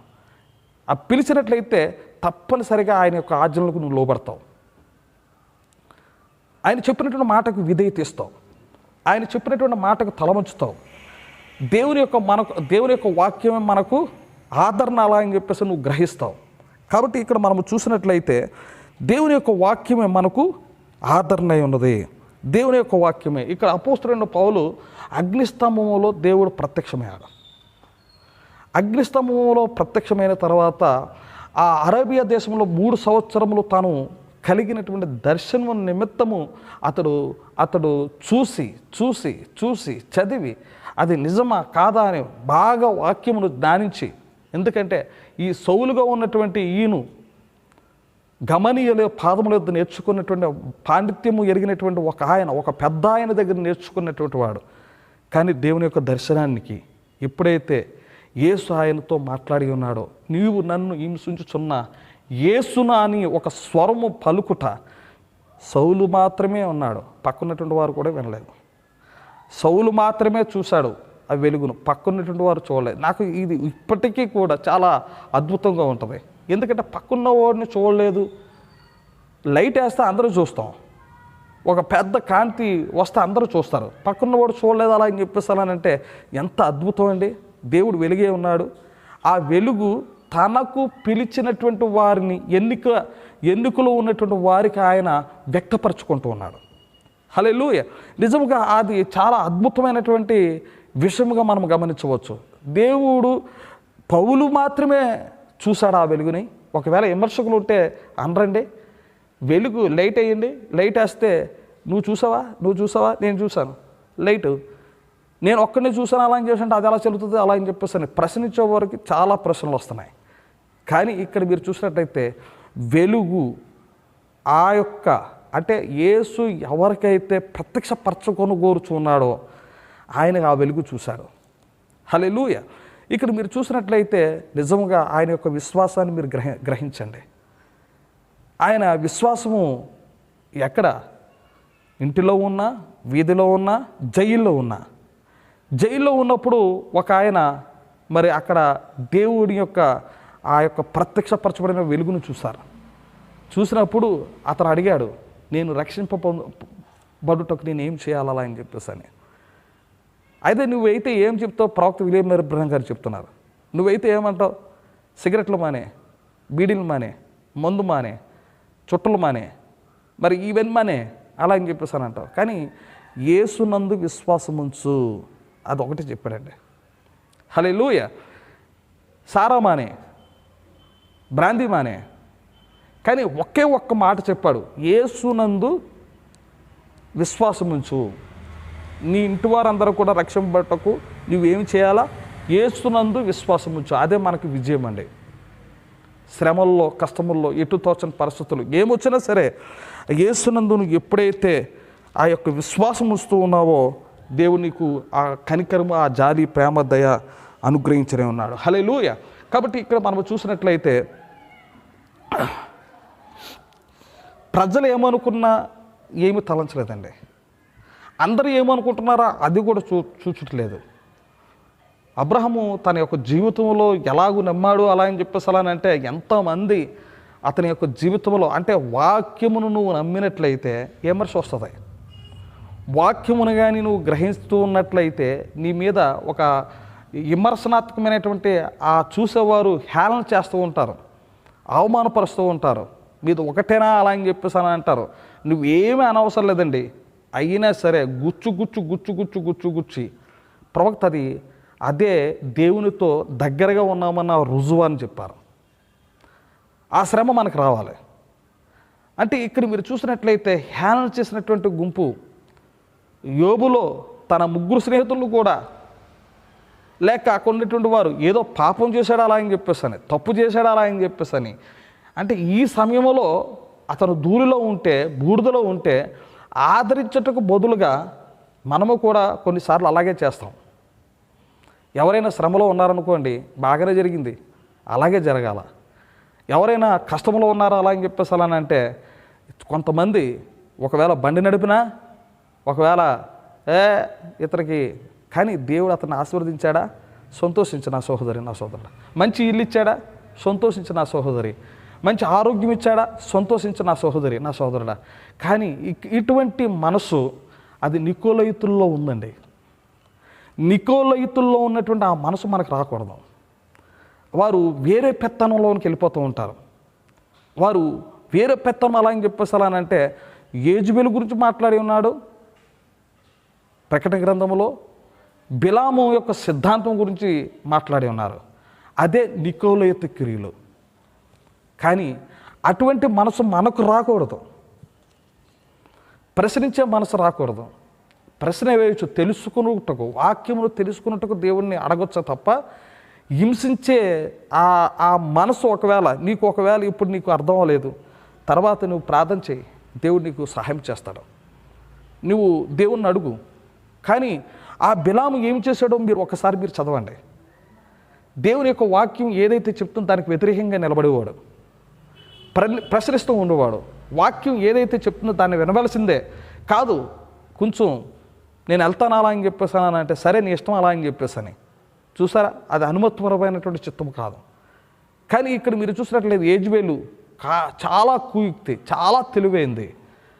అటువంటి మన జీవితంలో ఉన్నట్లయితే మనం పరీక్షించుకోవాలి. మన తెలివితేటలు కాదు దేవుని దగ్గర పనికిరావు. నీకున్నటువంటి విద్య నీకు దేవుని యొద్దకు పనికిరాదు. నీకున్నటువంటి తెలివితేటలు దేవుని యొద్దకు పనికిరావు. అఆలు నీకు రాకపోయినా దేవుని యొక్క మాటను నమ్మితే దేవుడు నీకు సహాయం చేస్తాడు. విద్యను కూడా ఆయన చూడడు. అఆలు కూడా నీకు రాకపోయినా, పేతురు గురించి మీరు ఎప్పుడైనా విన్నారా? చదువు రాని పామరుడై ఉన్నాడు. నీ వంటి వేటకెళ్ళేవాడే ఉన్నాడు, ఒక సామాన్యమైనటువంటి మొరటివాడు. కానీ అతని యొక్క విశ్వాసము, అతని యొక్క ఆ యొక్క దేవుని యొక్క మాటను నమ్ముట ద్వారా దేవుని అతని పట్ల గొప్ప కార్యం చేశాడు. ఒకసారి మీరు చూడండి, ఈ సేవకుడు ఏమైనా ఇస్తాడా? అది మత శాఖల యొక్క ఆలోచనలు. కానీ ఏదైనా పొందుకుందామా, అతను నడిచి వెళ్ళిపోతూ ఉన్నాడు, దేవుని యొక్క శక్తితో నడుస్తున్నాడు. అతన్ని చూశారు, ఏదైనా ఇస్తాడమ్మో అలా అని చెప్పేసి అని చూసారా? కానీ దేవుని యొక్క శక్తి కన్నా ఏది మనకు ప్రాముఖ్యం కాదండి. సేవకుని దగ్గర నుంచి కానీ దేవుని దగ్గర నుంచి కానీ మీరు ఆశించేది ఏమిటలా అంటే, పరిపూర్ణమైనటువంటి దేవుని యొక్క చిత్తాన్ని అడగాలి. దేవుని యొక్క ఉద్దేశమును మీరు తెలుసుకోవాలి. నిజముగా దేవునికి నీకు ఒక సంబంధం ఏర్పడాలని గ్రహించాలి. కానీ ఈ యొక్క రాలైనటువంటి ఈ పేతురు శృంగారం అనేటువంటి దేవాలయంకు వెళ్తూ ఉన్నప్పుడు అక్కడ ఉన్నటువంటి వారు చూసి అక్కడ ఉన్నటువంటి వారు, ఓ అతని దగ్గర నుంచి ఏవైనా పడతాయేమో, ఏంటి వెండో బంగారమో ఏదైనా. పేతురు గారు, అనేటువంటి పేతురు గారు అక్కడ ఏం మాట్లాడుతున్నారు అలా అని చెప్పేసానంటే, వెండి బంగారములు మా యొద్ద లేవు, మాకు కలిగి ఉన్నదే నేను మీకు ఇస్తూ ఉన్నాను. అక్కడ దేవుని యొక్క శక్తిని వ్యక్తం చేసినట్లుగా మనం చూస్తాం. అది నిజమైనటువంటి వైద్యుడు చేసే పని, నిజమైనటువంటి సేవకుడు చేసే పని అది. కానీ మనము కూడా ఏమైనా ఇస్తాడమో, కానీ ఇక్కడ ఆ శక్తి అతను చూశాడు, ఏమైనా ఇస్తాడమో అలా అని చెప్పేసి అని. కొంతమందిలో ఆ మనసు ఉంటుంది. ఎందుకంటే వ్యాపారం యొక్క ఆలోచనలతో దేవుని యొక్క సేవను మనం చూస్తూ ఉంటాం. జనులు పోగొసుకున్నట్టు కాదు, కరెక్ట్ కాదు. కానీ శ్రమ వచ్చినా, కష్టం వచ్చినా, విమర్శ వచ్చినా నిలబడే సేవకుడు కావాలి. ఆ యొక్క నిజమైనటువంటి సత్యాన్ని బోధించే సేవకుడు కావాలి. సత్యం వైపు నడిపించే సేవకుడు కావాలి. అది పరిపూర్ణతలోనికి తీసుకుని వెళ్ళుట. అక్కడ నిజమైనటువంటి శక్తిని అక్కడ, ఇదిగో వెండి బంగారములు మా యొద్ద లేవు కానీ మాకు కలిగి ఉన్నదే నేను మీకు ఇస్తూ ఉన్నాను. అటువంటి వారు సేవకుడు, నిజమైనటువంటి పరిచర్య. అటువంటి పాస్టర్ మనకు కావాలి, అటువంటి సేవకుడు మనకు కావాలి. నిజమైనటువంటి ఒప్పుదల, నిజమైనది చెప్పే సేవకుడు మనకు కావాలి. సత్యం ఇప్పుడు చెప్పరండి. సత్యం ఏదైనా చెప్పితే నీవేమనుకుంటావమ్మో, సంఘం ఏమైనా అనుకుంటుందమ్మో, సంఘాన్ని దేవుడు దీవించునుగాక. కానీ నీ మీద శాపం ఉంటే శాపాన్ని తీసుకొని ఆ సహోదరి నా సోదరుడా అని చెప్పే బోధకులు తక్కువ. నిజముగా ఒక సేవకుడు అరణ్యములో నుండి వచ్చి ఒక మొరటివాడుగా వచ్చి 33 సంవత్సరముల అరణ్యములో ఉండి ఒక సామాన్యమైనటువంటి ఆ కట్టెలు కొట్టుకున్నటువంటి సేవకుడు, సరైనటువంటి వస్త్రాలు అతనికి లేవు, ఏ రొమ్ముని ఆ యొక్క చర్మపు వస్త్రాలు చుట్టుకొని అతను వచ్చి ఉండవచ్చు.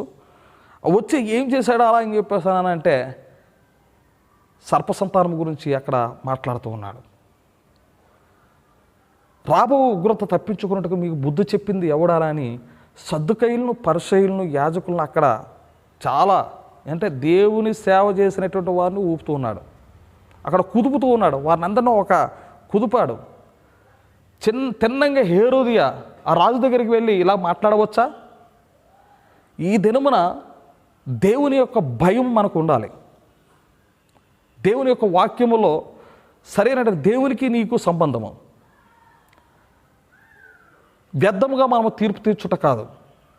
చెప్పే ముందు సరైనటువంటి విధానంలో మనం మాట్లాడాలి. ఇక్కడ మీరు చూసినట్లయితే ఈ సేవకుడు జడ్జిమెంట్ చేస్తూ ఉన్నాడు. ఈ సేవకుడు ఎవరి దగ్గరికి వెళ్ళాడండి? రాజు దగ్గరికి పారిపోయాడు. రాజు దగ్గరికి, నువ్వు ఆగు ఆగు, అతను రాజు అతను ఎవరో తెలుసా నీకు అలా అని చెప్పేసని నీ సోదరుని యొక్క భార్యతో నువ్వు ఉండుట తప్పు, వాక్యానికి విరుద్ధము. అటువంటి నిజమైనటువంటి పాస్టర్తో నువ్వు బోధింపబడు నా సహోదరి, నా సోదరుడా. జీవితము నీది తప్పుగా ఉంది, సరి చేసుకో. అది ఎంతమంది ఉన్నా పర్వాలేదు, ఎలాగ తిరిగినా పర్వాలేదు, ఎలాగ జీవించినా పర్వాలేదు, ఎలాగ నడిచినా పర్వాలేదు అనే బోధకులు నువ్వు ఎదుర్కొన్నావా? చివరి సమయంలో చాలా విపత్తులు పడతావు. గ్రహించు నా సహోదరి. ఇక్కడ అవమానమైన, హేళనైన దేవుని యొక్క వాక్యంపై ఆనుకున్నటువంటి వ్యక్తి మనం చూడాలి. దేవుని వాక్యంపై ఆనుకున్నటువంటి వ్యక్తి. ఇక్కడ మీరు చూసినట్లయితే మరొక వ్యక్తిని మనము జ్ఞాపకం చేసుకునవచ్చు. నోవాహు. వర్షం భూమి మీద పడలేనటువంటి సమయంలో వర్షం పడుతుందని బోధించినటువంటి వ్యక్తి నోవాహు. అతడు ఎంతగా నమ్మాడు అలా అని చెప్పేసి అలా అంటే నదులు లేవు, చెరువులు లేవు, సముద్ర ప్రాంతమున కాదు, ఒక కొండ మీద దేవుడు చెప్పాడు. దేవుడు చెప్పినటువంటి ఆ పర్వతం మీద దేవుడు ఏ విధంగా అయితే చెప్పాడో అక్కడ ఒక వస్తువును సిద్ధపరుస్తూ ఉన్నాడు. చూసేవారికి ఒక కొత్తగా ఉంది. అది ఏమిటది? వాడని నీకు తెలుసు, పడవని నీకు తెలుసు. ఎందుకంటే నువ్వు సముద్ర ఆ ప్రాంతంలో నువ్వు ఉంటున్నావు కాబట్టి పడవ ఎలా ఉంటుంది, బోట్ ఎలా ఉంటుంది, తెప్ప ఎలా ఉంటుంది, ఆ యొక్క వాడ ఎలా ఉంటుందో నీకు తెలుసు. కానీ ఒక విచిత్రమైనది కడుతూ ఉన్నాడు కొండ మీద. అక్కడ చెరువులు లేవు, నదులు లేవు, వర్షము లేదు. ఆ సమయంలో అతడు ప్రకటన చేస్తూ ఉన్నాడు. ఇతను వాక్యాన్ని ఎంత నమ్మేశాడో అలా అని చెప్పేసానంటే, ఎవరో దేవుణ్ణి ఎంతగా నమ్మాడో అలా అని చెప్పేసానంటే, ఎంతగా ప్రేమించాడనంటే దేవుడు ఏదైనా చెప్తే అది జరుగుతుందని అతడు నమ్మాడనమాట. మనం అది చేయాలి. దేవుడు ఏదైనా చెప్పాడు అలా అని చెప్పేసానంటే అది జరుగుతుంది. అదే మన యొక్క విశ్వాసం అవుతుంది. నువ్వు నమ్మకుండా నీకు విశ్వాసం రాదండి. విశ్వాసం ఎలా వస్తుంది? దేవుని యొక్క మాటను నమ్ముట ద్వారా విశ్వాసం వస్తుంది. దేవుని యొక్క మాటను నమ్మకుండా విశ్వాసం ఎలా వస్తుంది? దేవుని యొక్క మాట మన జీవితంలో నమ్మకుండా అది విశ్వాసం రాదు. పాటలు పాడటం ద్వారా కానీ, కూర్చునడం ద్వారా కానీ, చప్పట్లు కొట్టడం ద్వారా కానీ, హల్లెలూయా చెప్పడం ద్వారా అది కాదు. కానీ దేవుని యొక్క ప్రతి మాట నువ్వు తీసుకున్నప్పుడు భూమి ఆకాశములు గతించిన కానీ ఆయన మాట సున్నైనను పొల్లైనను గతించదు అలా అని చెప్పేసి దేవుని యొక్క వాక్యంలో రాయబడి ఉంది. అంటే అంతగా మీరు మనం నమ్మచ్చు. ఆయన ఏంటి ఇది కడుతున్నాడు, ఆదరణకర్త అనేటువంటి వర్తమానంలో మీరు చూడవచ్చు ఈ సంగతులు. ఏమిటి అలా అని చెప్పేసి ఏంటి ఇది కడుతున్నాడు, ఎందుకు కడుతున్నాడు, ఎవరికీ అర్థం లేదు. చెరువు లేదు, నదులు లేవు, వర్షమే లేదు. ఆ పరిస్థితుల్లో ఇతను వాడకడుతూ ఉన్నాడు. కానీ ఆ పరిస్థితుల్లో అతను వాడకట్టి ఏం చేస్తాడు? అతను వాడని ఇప్పుడు మనం సంబోధిస్తూ ఉన్నాం. ఆ సమయంలో అది చూసినోడికి ఎలా కనపడి ఉంటుంది? కొండ మీద ఏం చేస్తున్నాడు ఈ పిచ్చోడు అనుకొని ఉంటారా? అందరూ అనుకున్నారని మీరు ఎలా చెప్పగలుగుతున్నారు సార్? అయ్యా చెప్పండి అలా అని చెప్పేస్తానంటే, ఎందుకు వాడలో ఆ ప్రపంచంలో ఉన్నటువంటి జనాభా ఆ వాడ కట్టినటువంటి ఆ స్థలం దగ్గరికి ఎందుకు రాలేదు? ఆ రోజు సువార్త లేదని మీరు అనుకుంటున్నారా? పాస్టర్స్ లేరని మీరు అనుకుంటున్నారా? సేవకులు, ఉపదేశకులు, అపోస్తులు లేరని మీరు అనుకుంటున్నారా? ఉన్నారు.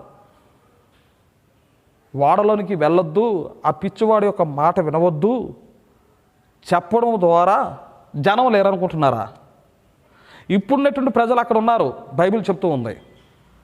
ఇప్పుడు ఎన్నైతే చెట్లు నాటుతూ ఉన్నారో అప్పుడు ఉన్నారు. ఇప్పుడు ఎలాగైతే గృహాలు కడుతూ ఉన్నారో అక్కడ గృహాలు కడుతూ ఉన్నారు. పెళ్ళిళ్ళు చేస్తూ ఉన్నారు. ఎవరి జీవితం అడావిడిగా ఉన్నారు. కానీ దేవుని యొక్క ఉగ్రత చూస్తుట జరిగి ఉన్నది.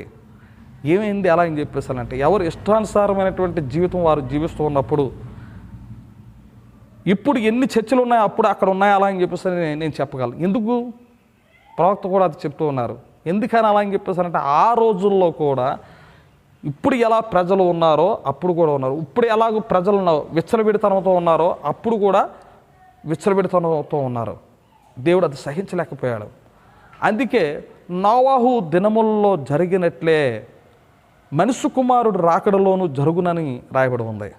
ఎప్పుడైనా మీరు ఆలోచించారా ఈ మాట?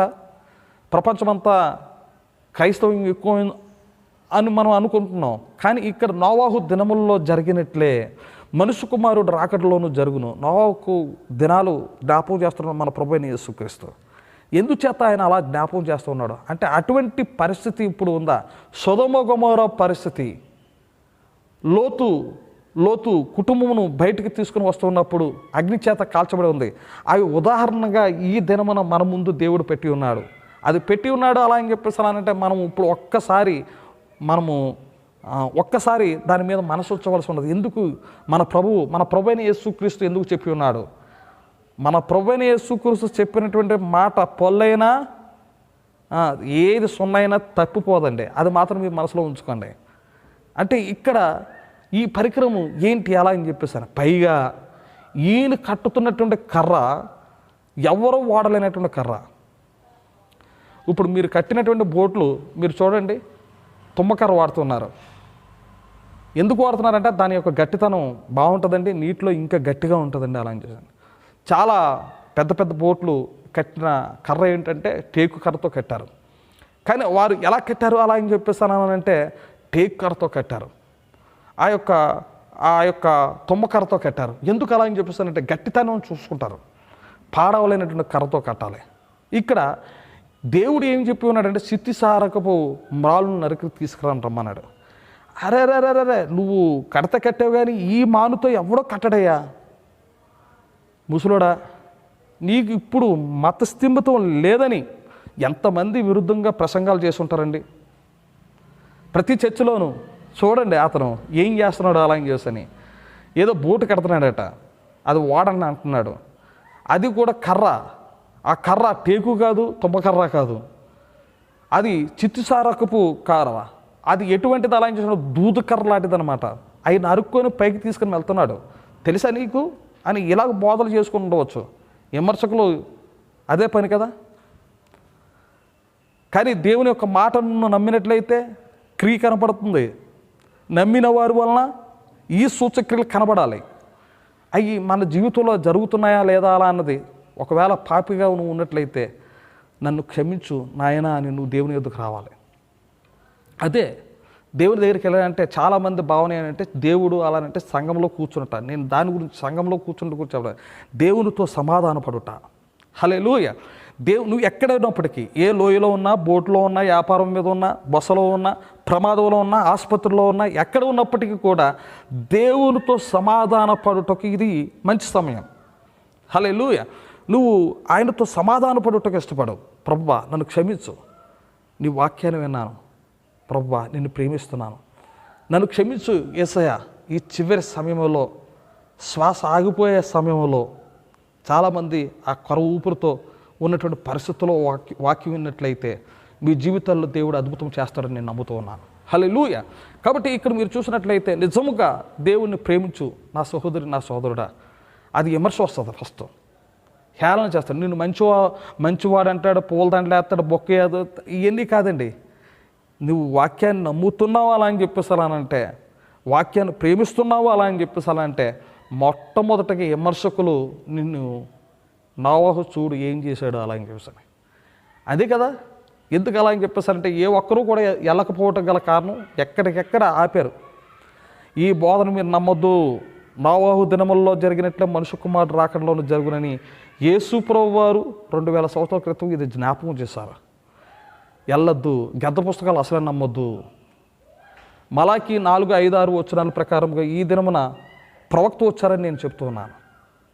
అతడు వచ్చి ఏం చేస్తాడు? పిల్లల హృదయములను తండ్రుల వైపు తిప్పుతాడు అలా అని చెప్పేసి అని దేవుని యొక్క వాక్యంలో రాయబడి ఉంది. ఆ వర్తమానాలనే నేను చదివి నేను మీకు చెప్తూ ఉన్నా. నిజముగా మీ జీవితంలో ఒక వెలుగు, ఇది ఒక సాయంకాలపు వెలుగని నేను నమ్ముతున్నాను. ఆయన ఏమి కోరలేదండి, డబ్బులు ఎవరో, కానీ ఇది సత్యమైతే నమ్ముట నీ జీవితంలో ఒక వెలుగు. హల్లెలూయా. కాబట్టి ఇక్కడ మీరు చూసినట్లయితే ఆ యొక్క ఏ కర్రను వాడారండి? చిత్తుసారకపు కర్ర. అది నరకిన తర్వాత ఆ నరకబడినటువంటి స్థలంలోనే అందులో ఉన్నటువంటి నీరంతా కూడా బయటకు వచ్చేస్తుంది. ప్రవక్త బ్రెన్హామ్ గారు ఒక మాట చెప్తూ ఉన్నారు. అప్పట్లో రజిన్ అన్నటువంటి ఒక చెట్టును నరికి దానిని దంచి దానిలో నుండి ఒక గుంజును బయటికి తీసి ఆ గుంజు దీని మీద పోసారట, ఎండిపోయినటువంటి ఈ కర్ర మీద పోసారట. పోసినప్పుడు ఈ యొక్క స్పంజి వెలే ఉన్నటువంటి ఈ యొక్క చిత్తిసారపు కర్రలో ఉన్నటువంటి ప్రతిదీ కూడా బయటికి ఎప్పుడైతే వచ్చేసిందో అప్పుడు ఇది ఈ రజన్ను లాక్కున్నదనమాట. లాక్కున్నది. ఎప్పుడైతే లాక్కున్నదో మేకు పెట్టి కొట్టినా నాటాడలేదట అంత. అంటే అలాగూ కట్టి దేవుడు ఏ నమూనా అయితే 3 అంతస్తులు కట్టమని ఉన్నాడో ఆ నమూనా ప్రకారంగానే ప్రవక్త అయినటువంటి నోవహు కట్టి ఉన్నాడు. అసలు అతడు ఎంత నమ్మి ఉన్నాడో అలా అని చెప్పేసానంటే దేవుని యొక్క వాక్యమే. హల్లెలూయా. దేవుని యొక్క వాక్యాన్ని నీరు పోశాడు. ఎన్ని సంవత్సరాలు అండి? మనం ఒకసారి ఒక వారం కానీ మనం కానీ చెప్పింది జరగకపోతే చిచే మనం అనుకున్నాం మా అమ్మాయికి పెళ్ళి అలా అని చెప్పేసరి ఆ పెళ్లి సంబంధం మనం పల్లవాడికి ఇద్దామని అనుకుంటే అది రాలేదు, లేకపోతే ఆ అబ్బాయి మన దగ్గర రాలేదు, లేకపోతే ఇది మనం చెప్పినట్టు జరగకపోతే మనకి ఇక ఏ కౌంటర్ వేస్తాం. మనకు ఉద్యోగం అడిగిన వెంటనే ఇవ్వలేదు, లేకపోతే మనము తెప్పడిగితే తెప్ప అవ్వలేదు. కానీ నీ మంచికి కోరేవాడు ఆయన ఒకడు మాత్రమే. హల్లెలూయా. నీ గురించి మంచి ఆలోచించినటువంటి ఎవరు అలా అని చెప్పేసి అంటే దేవుడు మాత్రమే. ఒకవేళ వ్యాపారం అవ్వకపోతే అది మంచి అని మీరు తీసుకోగలరా? ఒకవేళ వల్లు తాళ్ళు లేకపోతే అది మంచి అని మీరు తీసుకోగలరా? ఒకవేళ శ్రమల కాలంలో యోబు వలె కాకపోయినా కొంత ఒత్తిడి నీకు వచ్చినట్లయితే, తుఫాన్లు నీ జీవితంలో వస్తున్నట్లయితే నువ్వు ఓపికతో నిలబడగలవా? ఆలోచించరా సహోదరి. అంత నీకు తుఫాన్లు రావు, కానీ దేవుని నువ్వు ఒప్పుకో, పశ్చాత్తాపడు, దేవుని యొక్క వాక్యానికి విధేయతవు, నిత్యంగా దేవుడు నీకు సహాయం చేస్తాడు. ఇక్కడ ఆ యొక్క గుంజంతా కూడా బయటకు వచ్చేసింది. రజ్జన్ అన్నటువంటి చెట్టు దంచుట ద్వారా, హల్లెలూయా, ఆ దంచినటువంటి ఆ యొక్క రజ్జను దాని మీద పోయబడినప్పుడు పీల్చుకున్నదనమాట. ప్రవక్త బ్రెన్హామ్ గారు చెప్తూ ఉన్నారు, ఆ కర్ర ఎవరో కాదు నీవే అని చెప్పారు. పాపమైన ఓ స్నేహితుడా, ఓ సహోదరి, ఓ సోదరుడా, నీవే ఆ కర్రవు, పనికి మాలినటువంటి కర్రవు. లోకములో ఏ టేకు కర్రకైనా విలువ ఉన్నది కానీ, ఏ యొక్క తుమ్మకర్రకైనా విలువ ఉన్నది కానీ, ఈ యొక్క చిత్తిసారకపు కర్రకి విలువ లేదు. నువ్వు లోకములో అటువంటి విలువ లేని దానిగా, విలువ లేనటువంటి వాడిగా నువ్వు ఉన్నావు.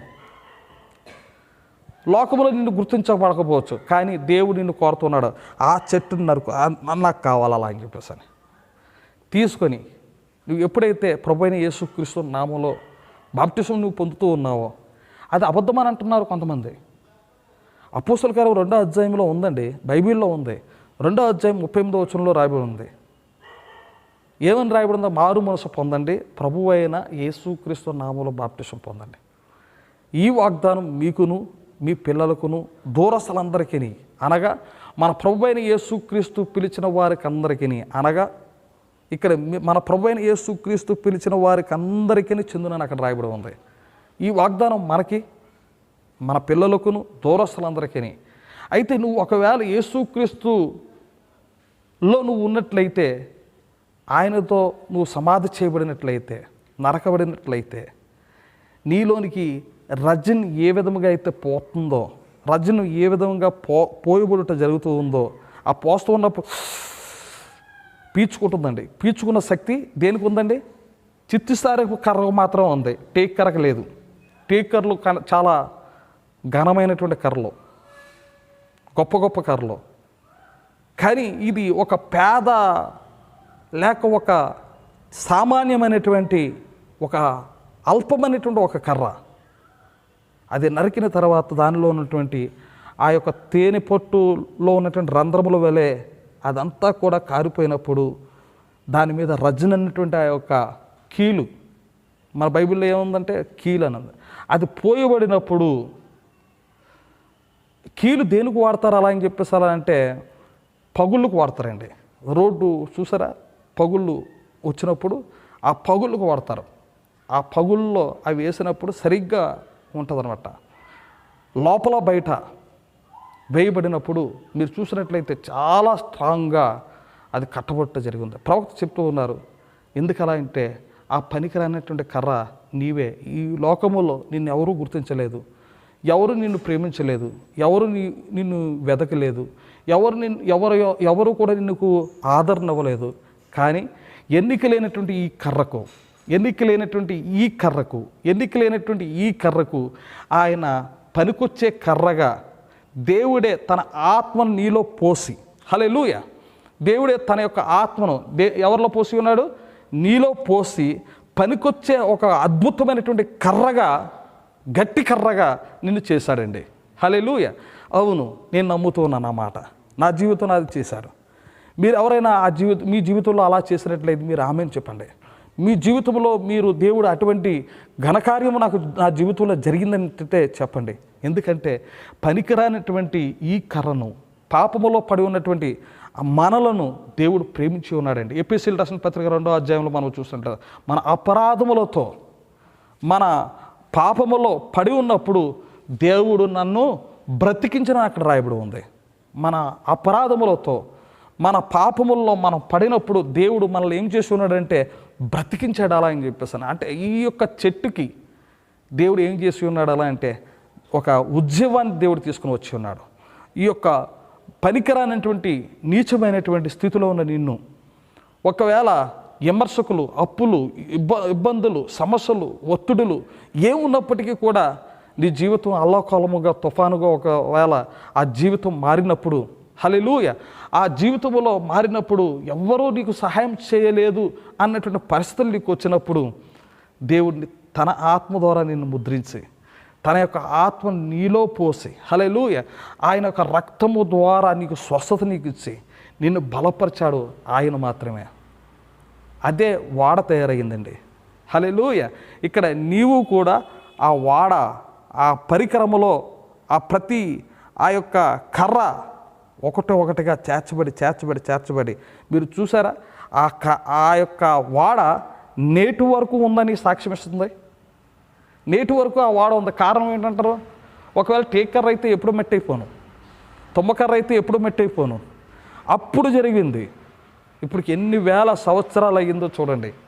అప్పుడు జరిగినటువంటి ఆ యొక్క వాడ నేటి వరకు కూడా అది అలాగుందండి. ఎలా ఉంది? అదే ఉన్నట్లయితే మీ జీవితంలో పరిశుద్ధాత్మ పోసినప్పుడు, హల్లెలూయా, మీ జీవితాల్లోనికి పరిశుద్ధాత్మ పోసినప్పుడు, దేవుని యొక్క వాక్యము ద్వారా మీరు పోయబడినప్పుడు, హల్లెలూయా, అది మీకెంతో శక్తినిస్తూ ఉంది, మీకెంతో బలమునిస్తూ ఉంది, మీకెంతో ధైర్యపరుస్తూ ఉంది. దేవుడు నీకు ఏమిస్తున్నాడు అలాంటి ఒక ఆదరణ ఇస్తూ ఉన్నాడు. మనము వాక్యమును మనము ప్రేమించవలసినటువంటి అవసరం ఉన్నది. వాక్యాన్ని మనము ప్రేమించాలా అండి. మీరు చూడండి, యోబు ఎలా ప్రేమించాడు, అబ్రహాము ఎలా ప్రేమించి ఉన్నాడు. మీరు చూడండి, పౌలు ఎలా ప్రేమించాడు. ఎన్ని కష్టాలు పడ్డారు, ఎన్ని తుఫాన్లు వచ్చాయి. ఏదేమైనప్పటికీ దేవుని యొక్క వాక్యాన్ని ప్రేమించుకుంటూనే వెళ్ళాడు. అదే అతని యొక్క జీవితంలో ఆదరణ ఇచ్చింది. ఇక్కడ యోహాను దేవుని యొక్క వాక్యాన్ని ప్రేమించి ఉన్నాడు. యోబు యొక్క కష్టాలను మీరు చూడండి, ఆ కష్టాలు బహుశా ఎవ్వరికి రాలేదు కూడా, ఎవరికి కూడా.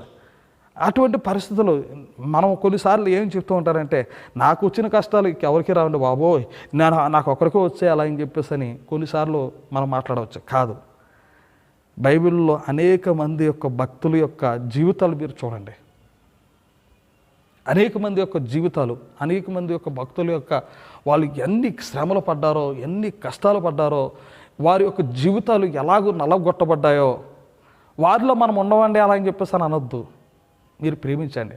మొట్టమొదటిగా దేవుని దగ్గర ఏదైనా నువ్వు పొందాలి అని అనుకున్నట్లయితే దేవునితో సమాధాన పడాలి. అంటే నీ తప్పిదములను నువ్వు ఒప్పుకోవాలన్నమాట. అప్పుడు నువ్వు ఏదైనా ఆశించాలి, దేవుని దగ్గర నుంచి నువ్వు ఏదైనా ఆశిస్తూ ఉన్నట్లయితే మొట్టమొదటిగా చేయవలసినటువంటి ఈ కార్యము ఏమిటి అలా అని చెప్పేసారా అంటే, మొదట మిమ్మల్ని దేవుని యొద్ద నుండి సరిదిద్దుకొనకుండా మీరు దేవుని యొద్ద ఏదైనా పొందుకోవాలని ఏమాత్రము ప్రయత్నించకూడదు. అంటే ముందు మనం ఏం చేయాలంటే, మొదట మిమ్మల్ని మీరు దేవుని యొద్ద సరిదిద్దుకోకుండా మీరు దేవుని యొద్ద ఏదైనా పొందుకోవాలని ఏమాత్రము ప్రయత్నించకూడదు. హల్లెలూయా. కాబట్టి ఇక్కడ మీరు చూసినట్లయితే, ఓ పనికిరానటువంటి నేనే ఆ కర్ణను నువ్వు అనుకోండి. మనం అందరము అలా అని చెప్పేసి అనుకోవద్దు. నేను అన్న మాట నువ్వు అనుకో. ఓ సహోదరు, ఏ స్థలంలో ఉన్నప్పటికీ కూడా ఆ పనికిరానటువంటి ఆలరానటువంటి ఆ కర్ణ నేనే, ఆ చదువులేనటువంటి కర్ణ నేనే, ఒక అమాయకుడిగా లేక ఒక మొరటివాడుగా ఉన్నటువంటి ఆ కర్ణ నేనే. కానీ నువ్వు అలా తగ్గించుకున్నట్లయితే దేవుని యొక్క శక్తితో నువ్వు నింపబడతావు. దేవుని యొక్క వాక్యంలో మీరు చూసినట్లు నమ్మితే ఈ సూచక్రియలు కనబడతాయని చెప్పారు. అంటే సూచక క్రియలు నీ ఎందుకు కనబడతాయి? మరి నా మాటను నమ్మి విశ్వసించి యోహాను సువార్త 5వ అధ్యాయం 24వ వచనంలో, నన్ను పంపిన వాని యందు విశ్వాసముంచువాడు నేను చేయి క్రియలు చేయను, వాడు తీర్పులోనికి రాక మరణములో నుండి జీవములోనికి దాటి ఉన్నాడని చెప్పబడి ఉన్నది. హల్లెలూయా. కాబట్టి మనము దేవుని యొక్క మాటను నమ్మితే హల్లెలూయా మరణము దాటి జీవములోనికి దాటుతున్నాం. ఇక్కడ మీరు చూసినట్లయితే ఈ యొక్క చిత్తిసారపు కర్ర నేనని నమ్ముతూ ఉన్నావా? ఆ పనికిమాలినట్టు కర్ర నేనే అనుకుంటున్నావా? గ్రహించండి. ఎందుకంటే ఏమీ లేనటువంటి అంటే ఒకప్పుడు అవన్నీ జ్ఞాపకం చేసుకున్నాడండి ఆ దావీదు జ్ఞాపకం చేసుకుంటా మీరు గ్రహించగలుగుతూ ఉన్నారా? దావీదు ఏమి జ్ఞాపకం చేసుకుంటున్నాడు? నేను అడవిలో ఉన్నాను. ఎక్కడున్నాను? ఆ యొక్క గొర్రెలు మేపుకుంటున్నట్టున్న సమయంలో అక్కడ ఆరాధన చేస్తున్నాడు, పాటలు పాడుతున్నాడు, దేవుని మహిమపరుస్తూ ఉన్నాడు. ఆ నీరు పోయుట, ప్రార్థించుట అతని జీవితంలో విజయం వచ్చిందండి. ఈ దినమున నిన్ను ప్రేమిస్తున్నాడు దేవుడు. నువ్వు ఏ స్థలంలో ఉండు, అరణ్యంలో ఉండు, ఆ యొక్క గృహంలో ఉండు, ఎక్కడ ఉన్నప్పటికీ కూడా దేవుని ప్రేమిస్తున్నట్టు తప్పనిసరిగా నువ్వు ప్రార్థన చేస్తావు, తప్పనిసరిగా వర్తమానం చదువుతావు, తప్పనిసరిగా వాక్యం చదువుతావు, కుటుంబ బలిపీఠం చదువుతావు.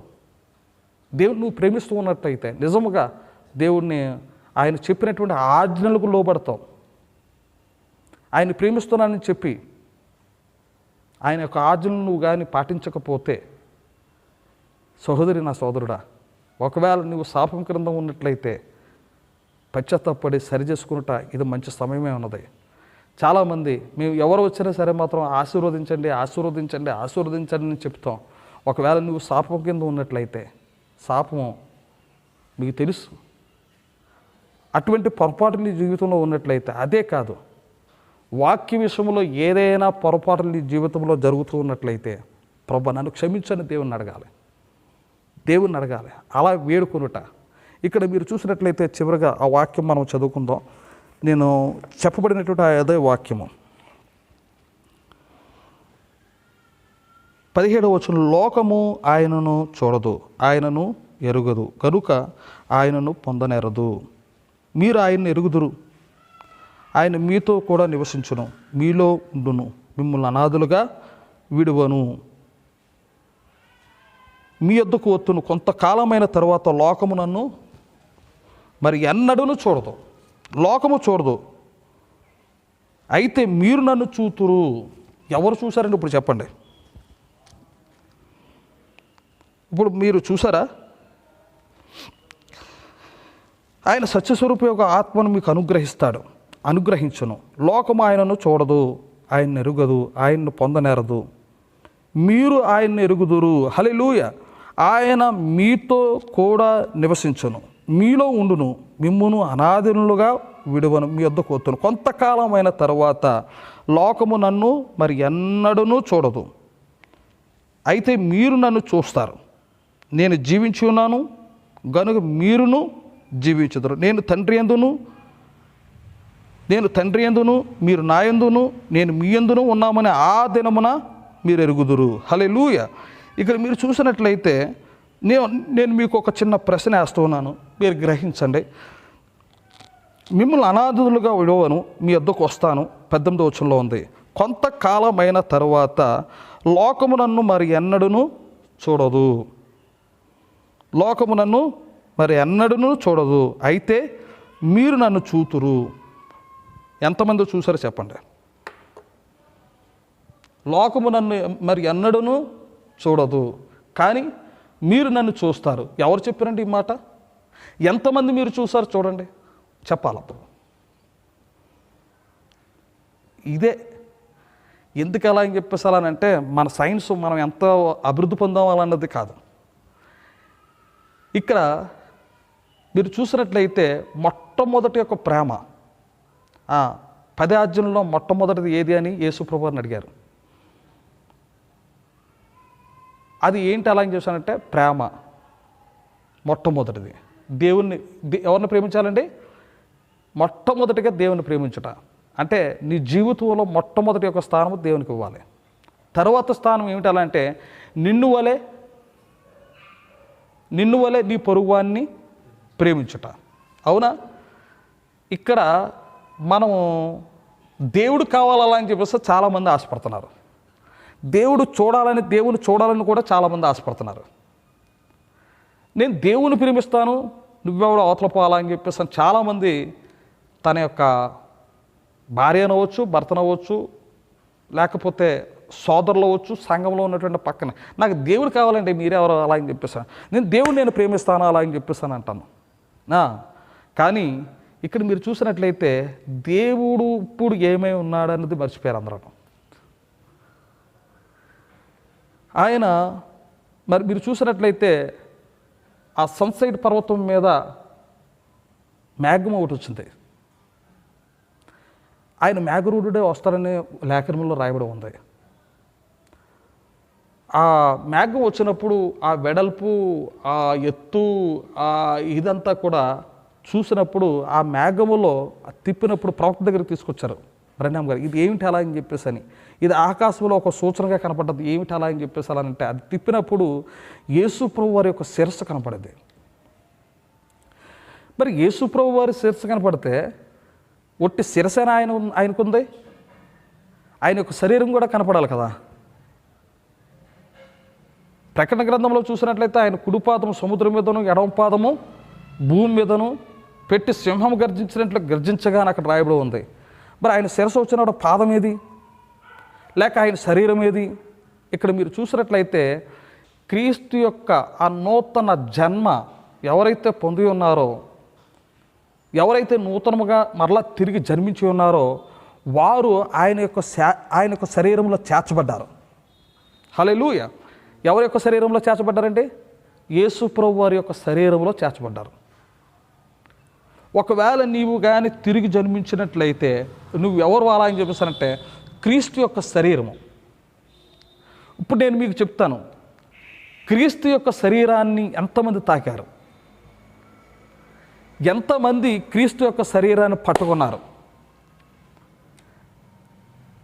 ఎంతమంది క్రీస్తు యొక్క శరీరాన్ని పట్టుకున్నారు, ఎంతమంది క్రీస్తు యొక్క పాదాలను పట్టుకున్నారు? మనం ఎప్పుడైనా గ్రహించారా అండి? నీ తెలివితేటలు ఉపయోగించవద్దు, కానీ సామాన్యతలోనికి రా. క్రీస్తు యొక్క శరీరము ఆ యొక్క నువ్వు కానీ నూతన జన్మ నీ జీవితంలో జరిగినట్లయితే, ఒక తల్లి గర్భము నుండి ఏ విధముగా అయితే బిడ్డ బయటకు వచ్చినప్పుడు ఆ నీరు, రక్తము, జీవము ఎలాగైతే వస్తూ ఉందో అదే విధముగా నీవు నీటి ద్వారా బాప్టిజం పొంది నీతీకరణము, శుద్ధీకరణము, పరిశుద్ధాత్మ బాప్టిజం నీ జీవితంలో ఎప్పుడైతే జరిగినదో, హల్లెలూయా, ఎప్పుడైతే నీ జీవితంలో జరిగి ఉన్నదో అప్పుడు ఏమవుతుందో అలా అని చెప్పేసి అలా అంటే ఆ యొక్క నూతన జన్మలోనికి నువ్వు ఎప్పుడైతే వచ్చి ఉన్నావు, క్రీస్తు శరీరంలోనికి నువ్వు వెళ్ళావు. హల్లెలూయ. ఇప్పుడు నువ్వు క్రీస్తును గుర్తించావు. హల్లెలూయ. ఇప్పుడు క్రీస్తును గుర్తించావు. అవునా? క్రీస్తును ఇప్పుడు గుర్తించావు. లోకమైతే చూడదు, కానీ మీరు నన్ను చూస్తారు. బైబిల్లో అది చెప్పారు. మీరు ఎంతమంది క్రీస్తును చూశారు? ఇప్పుడు మీరు సంతోషించవలసినటువంటి కార్యం, ఎంతమందిని క్రీస్తును పట్టుకున్నారు, ఎంతమంది క్రీస్తుతో కరంచాలనం చేశారు, ఎంతమంది క్రీస్తు యొక్క పాదములు మీరు పట్టుకున్నారు. క్రీస్తే ఈ శరీరంలో ఉన్నాడు అలా అని చెప్పేసి అంటే ఆయన శరీరుడుగా ఆయన దిగి వచ్చాడు ఈ భూమి మీదకి.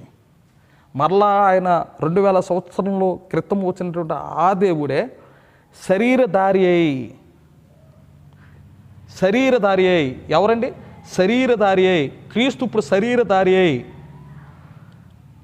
ఎప్పుడైతే సత్యస్వరూపమైనటువంటి ఆత్మ 120 మందికి అగ్ని జ్వాలల వలె ఒక్కొక్కరి మీద వరాలగా, వారందరూ ఎవరంటే యేసులు. హల్లెలూయా. వారందరూ కూడా ఎవరండి? యేసే. వారినే కదా పట్టుకొని కొట్టదామని ఆ యొక్క పౌలు గారు పరిగెత్తారు గుర్రం మీద. ఎవరు కొట్టాలని? స్వరం ఏమనబడ్డది? నీవు నన్ను హింసించుతున్న యేసును అలా అని. అంటే క్రీస్తు ఎక్కడికి ఉన్నాడు? ఇప్పుడు శరీరం దాల్చాడు. నీవు నన్ను హింసించుతున్న యేసును అలా అని చెప్పేసానంటే క్రీస్తు ఎక్కడున్నాడు? ఆకాశంలో ఉన్నాడని చూస్తున్నారా? ఆకాశంలో ఉన్నాడా? కాదు. ఇక్కడ శరీరం దాల్చి 120 మందిలోనికి అక్కడ దిగి వచ్చాడు. అగ్ని జ్వాలల వల్ల ఒక్కొక్కరి మీద వరాలగా వారందరూ కూడా పరిశుద్ధాత్మతో నింపబడ్డారు. అక్కడ చాలా విదేశాలు వారు అందరూ కూడా ఉన్నారు. జ్ఞానులు ఉన్నారు, గ్రీకులు ఉన్నారు, అరబ్బులు ఉన్నారు. వారందరూ కూడా రక్షణ గురించినటువంటి సంగతి వీళ్ళు అడుగుదామని ఒక ప్రశ్న అడిగారు. ఏమిటంటే రక్షణ పొందుటకు మేము ఏమి చేయాలి అలా అని చెప్పేసానంటే అప్పుడు మీరు మారు మనసు పొంది, ఎవరైనా ఈ వాక్యము నీ కొరకని రాయబడి ఉంటే, దేవుడు నేను పిలిచి ఉంటే మారు మనసు పొంది ప్రతివాడును ప్రభువైన యేసు ప్రతివాడును. చాలామంది ఏమంటున్నారంటే ఇజ్రాయేలీలు అలా అని చెప్పేసి అంటున్నారు.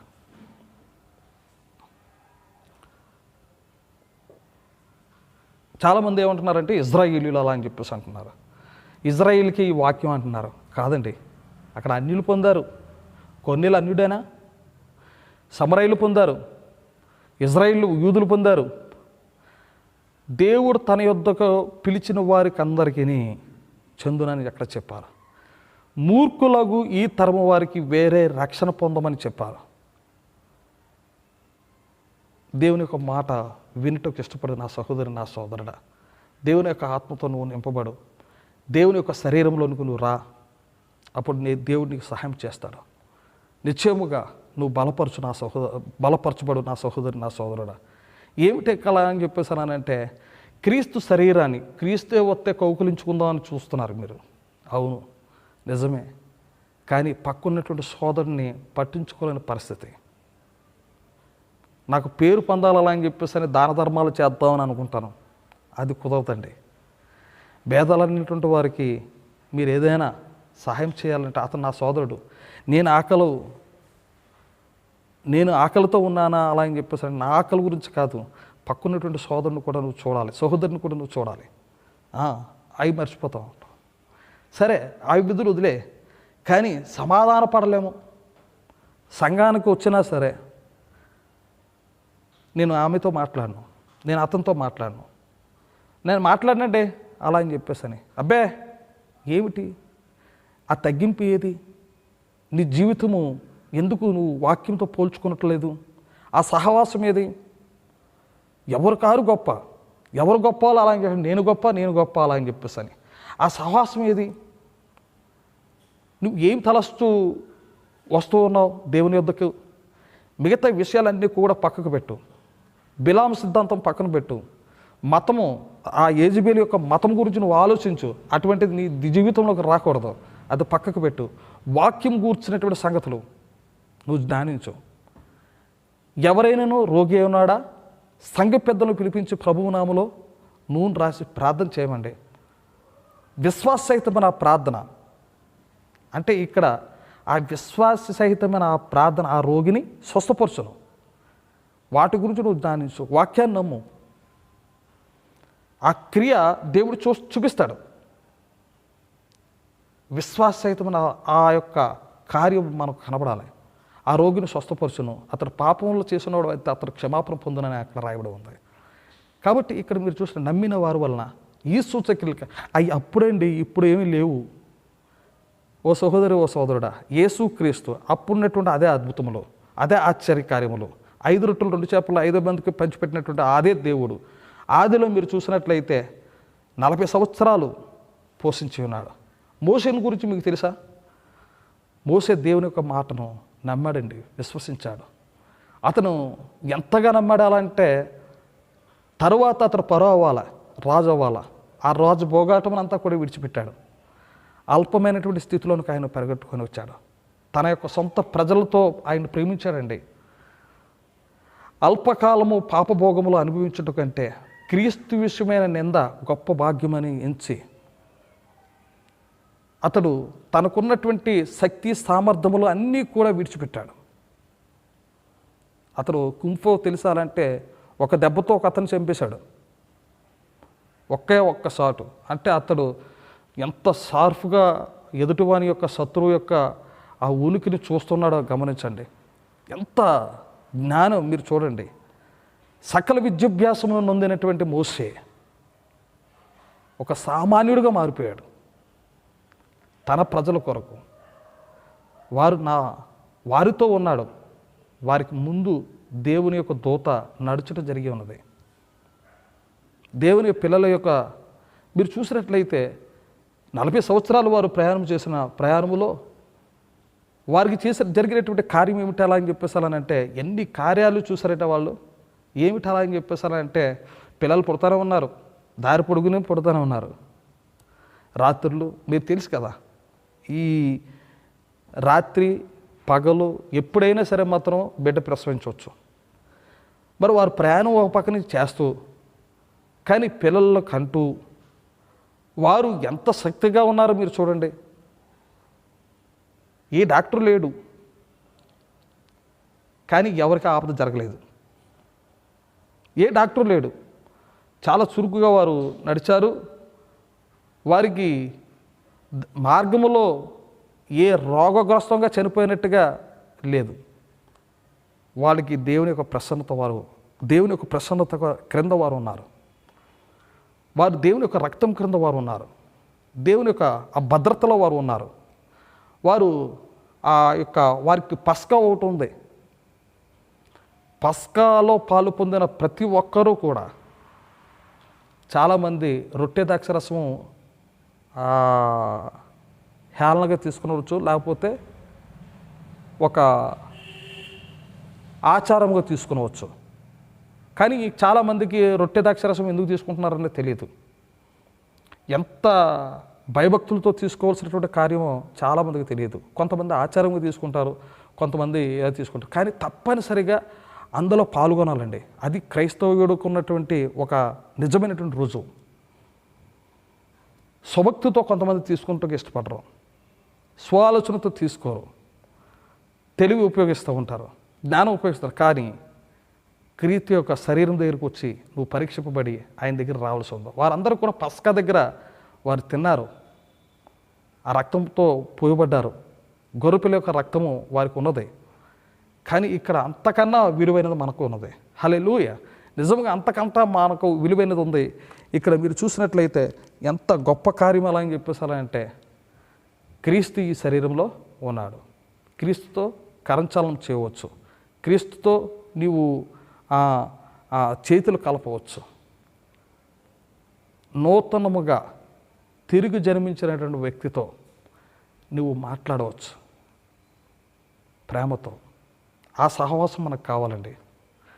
మీరు హేతువాదం కానీ లేక మరొకటి కానీ అంటే హేతువాదం అని చెప్పేసాలంటే అంటే ఒక ఏం చెప్తున్నాడన్న ఉద్దేశంతో రాకండి. దేవుడు నాతో మాట్లాడాలని రావాలి, అది కాదు. ఈరోజు మార్కులు వేస్తూ ఉంటారు కొంతమంది. ఈరోజు బాగా చెప్పాడా, బాగా చెప్పలేదు, ఎలా చెప్పాడు అలా ఏం చేశాను. కానీ పిండుకున్న మీ చేతిలో ఉందండి, నా చేతిలో లేదు. మీ మనస్తత్వంలో దేవుడు ఎరిగి ఉన్నాడు, మీ యొక్క ఆలోచన దేవుడు ఎరిగి ఉన్నాడు. మీ తలంపును దేవుడు ఎరిగి ఉన్నాడు. మీకు ఏది అవసరమో దేవుడు ఎరిగి ఉన్నాడు. ఏ సమయంలో దేవుడు ఏదైతే ఇవ్వాలో అదే దేవుడు మీకు ఇస్తాడు. హల్లెలూయా. నీకు ఏ వాక్యమో నాకు అదే వాక్యం అన్నది. హల్లెలూయా. వాక్యము ద్వారా మనం జీవించవలసి ఉన్నది. మనుషుల రొట్టు వలన మాత్రం కాదు, దేవుని నోట నుండి వచ్చి ప్రతి మాట వలన జీవించడం రాయబడి ఉంది. దేవుడు మిమ్మల్ని దీవించును గాక. మరి ఏ ప్రాంతంలో ఉన్నప్పటికీ కూడా మీరు ప్రార్థన చేయండి. నా గురించి మీరు ప్రార్థన చేయండి. మరి ఇంకా ఆయా ప్రాంతంలో ఉన్నటువంటి వారి కొరకు, అలాగే కొండెలపేటలో ఉన్నటువంటి సంఘం కొరకు కూడా మీరు ప్రార్థించండి. అలాగే గడ్డిపేట, దానేపేట, మరి సూర్యాపేట, వాకులపూడి, కొత్త కాకినాడ, మరి ఆ ప్రాంతంలో ఉన్నటువంటి వారిని కూడా మీరు జ్ఞాపకం చేసుకోండి. దేవుడు మిమ్మల్ని దీవించును గాక. చిన్న ప్రార్థన చేసుకుందాం. కృపగల మా యేసయ్య, ప్రభువైన యేసుక్రీస్తు నామములో నిన్న నేడు నిరంతరము ఒకే రీతి కొనటం మా గొప్ప తండ్రి ప్రభువా, నీ నామం పేరట ఈ స్థలములో మేము నిన్ను ఆరాధించుటకు, మరి గృహముల యొద్దే ఉండి పిల్లలతో కూడి ప్రార్థించుటకు నువ్వు ఇచ్చిన ఈ గొప్ప సమయాన్ని బట్టి నీకు స్తుతులు వందనాలు చెల్లిస్తున్నాం. ప్రతి బిడ్డ కొరకు ప్రార్థిస్తున్నాం నాయన. అలాగే కుంట మొక్కలలో మరి నీ సేవకుడు మరి శుక్రవారం రోజున నిద్రించి ఉన్నారు. మరి ప్రభువా, మరి యొక్క నిన్నటి దినమున సమాధి కార్యక్రమం, లక్షవారం నిద్రించారు, ఆ శుక్రవారము సమాధి కార్యక్రమం చేయడం జరిగి ఉన్నది. ప్రభువా, మీ యొక్క హస్తం ఉంచండి. ఆ బిడ్డలకు ఆదరణ ఇవ్వండి, బలపరచండి, సహాయం చేయండి. మరి ప్రభువా, మరి ఇక్కడ లైవ్లో ప్రచురపరచుటకు నీ దేని బిడ్డలు వారు యొక్క శ్రమను ఎరిగినటువంటి దేవుడు, దేవ సహాయం చేయండి. మరి ప్రభువా, మరి ఈ యొక్క హస్తము దీవించండి, ఆశీర్వదించండి నాయన. నీ సేవను ప్రచురపరచుటకు వారు చేస్తున్న ప్రతి పనిని నీ యొక్క పాదములది పెడుచున్నాం నాయన. ఆయా ప్రాంతముల్లో అనేక మంది ఫోన్ల ద్వారా మరి వారు ఫోన్ చేస్తూ ఉన్నారు, కానీ అన్నీ ఎరిగినటువంటి దేవుడు, దేవ సహాయం చేయండి, నీవే బలపరచండి, నీ యొక్క ఆత్మ ద్వారా గొప్ప కార్యం చేయండి. అలాగే మరి ప్రభువా, సత్యపాల్ గారి యొక్క భార్య ప్రిస్కిల్లా ఆ యొక్క కాలు నొప్పులు, బీపీ సమస్తమును ఉన్నది లేనట్టుగా చేయవాడు నాయన. మరి అలాగే ఎబ్సిబా తన యొక్క తల్లి బిడ్డను వేరు చేసి చక్కటి ఆరోగ్యము మరి చంటి బిడ్డకు అనుగ్రహించినందుకు వందనాలు చెల్లిస్తున్నాం. ఎబ్సిబా మరి కొమరగిరి, మరి ప్రభా, అలాగే మరి తండ్రి ఆ యొక్క భుజం కొరకు నీ యొక్క పాదములకు పెడుచున్నాం నాయన. తల్లి బిడ్డను వేరు చేసిన విధానం బట్టి నీకు స్తుతులు. మరి ప్రభా, అలాగే మరొక స్త్రీ తల్లి బిడ్డను వేరు చేసిన విధానం బట్టి నీకు స్తుతులు. మరి అమ్మకి ఇచ్చినటువంటి ఆరోగ్యం బట్టి నీకు స్తుతులు వందనాలు చెల్లిస్తున్నాం నాయన. ఈ గాయపరచుకున్న హస్తము ఉంచండి. అలాగే ఈ లైవ్లో విడిచినటువంటి బిడ్డలు వారి చేతులు ఎత్తుతున్నట్లయితే, వారు బలహీనంగా ఉన్నట్లయితే ఈ క్షణమందే వారి కొరకు మేము ప్రార్థిస్తున్నాం. నమ్మిన వారి వల్ల ఈ సూచక్రియలు కనబడని చెప్పండి మా గొప్ప తండ్రి. మరి వారు ఉన్న చోటనే వారి యొక్క కుడి హస్తములను ఎత్తుచుండగా నీవే బలపరచండి, సహాయం చేయండి. అలాగే అన్నమ్మ గారి కొరకు ప్రార్థిస్తున్నాం నాయన. గత వారం అంతా బలహీనంగా ఉన్నది తండ్రి. మరి ప్రభువా, మరి ఆ యొక్క అన్నమ్మకు తగిన ఆరోగ్యం మీరు దయచేయండి, బలపరచండి నాయన. ఇంకా అలాగే అమ్మకి ఇచ్చినటువంటి ఆరోగ్యం బట్టి నీకు స్తుతులు వందనాలు చెల్లిస్తున్నాం నాయన. కృప కొరకు నీ యొక్క పాదములది పెడుచున్నాం. మరి తండ్రి బంధు కృప, మరి ఆ యొక్క మరి చేతి నొప్పి చేత రాత్రంతా నిద్రపోలేని పరిస్థితులు, నీ గాయపరచుకున్న హస్తము ఆ బిడ్డపై ఉంచండి. అలాగే పాటల ద్వారా నిన్ను మహింపరచండి, నీ దేని బిడ్డలను దీవించండి. ఈ యొక్క లైవ్ ద్వారా సహాయపడుతున్న బిడ్డలందరినీ కూడా దీవించండి, ఆశీర్వదించండి, బలపరచండి. వారి యొక్క కుడి హస్తములను ప్రభువా నువ్వు పట్టుకోండి. నీ యొక్క శరీరములో మరి మేమందరము కూడా మరి తండ్రి మేము చేర్చబడి నిన్ను స్తుతించి నాయన, మరి తండ్రి ఆ గొప్ప అద్భుతము మరి క్రీస్తుని నేను చూశాను, క్రీస్తు యొక్క శరీరము నేను చూడగలుగుతున్నానని గ్రహించే మనసు మరి ప్రభువా, నీవే ఆ యొక్క కళ్ళు ఇప్పి ఆ మనోనేత్రములు తెరచి బలపరిచి సహాయం చేయండి. నీ యొక్క హస్తం ఉంచండి. నీవే అధికుడువు, నాయకుడువు.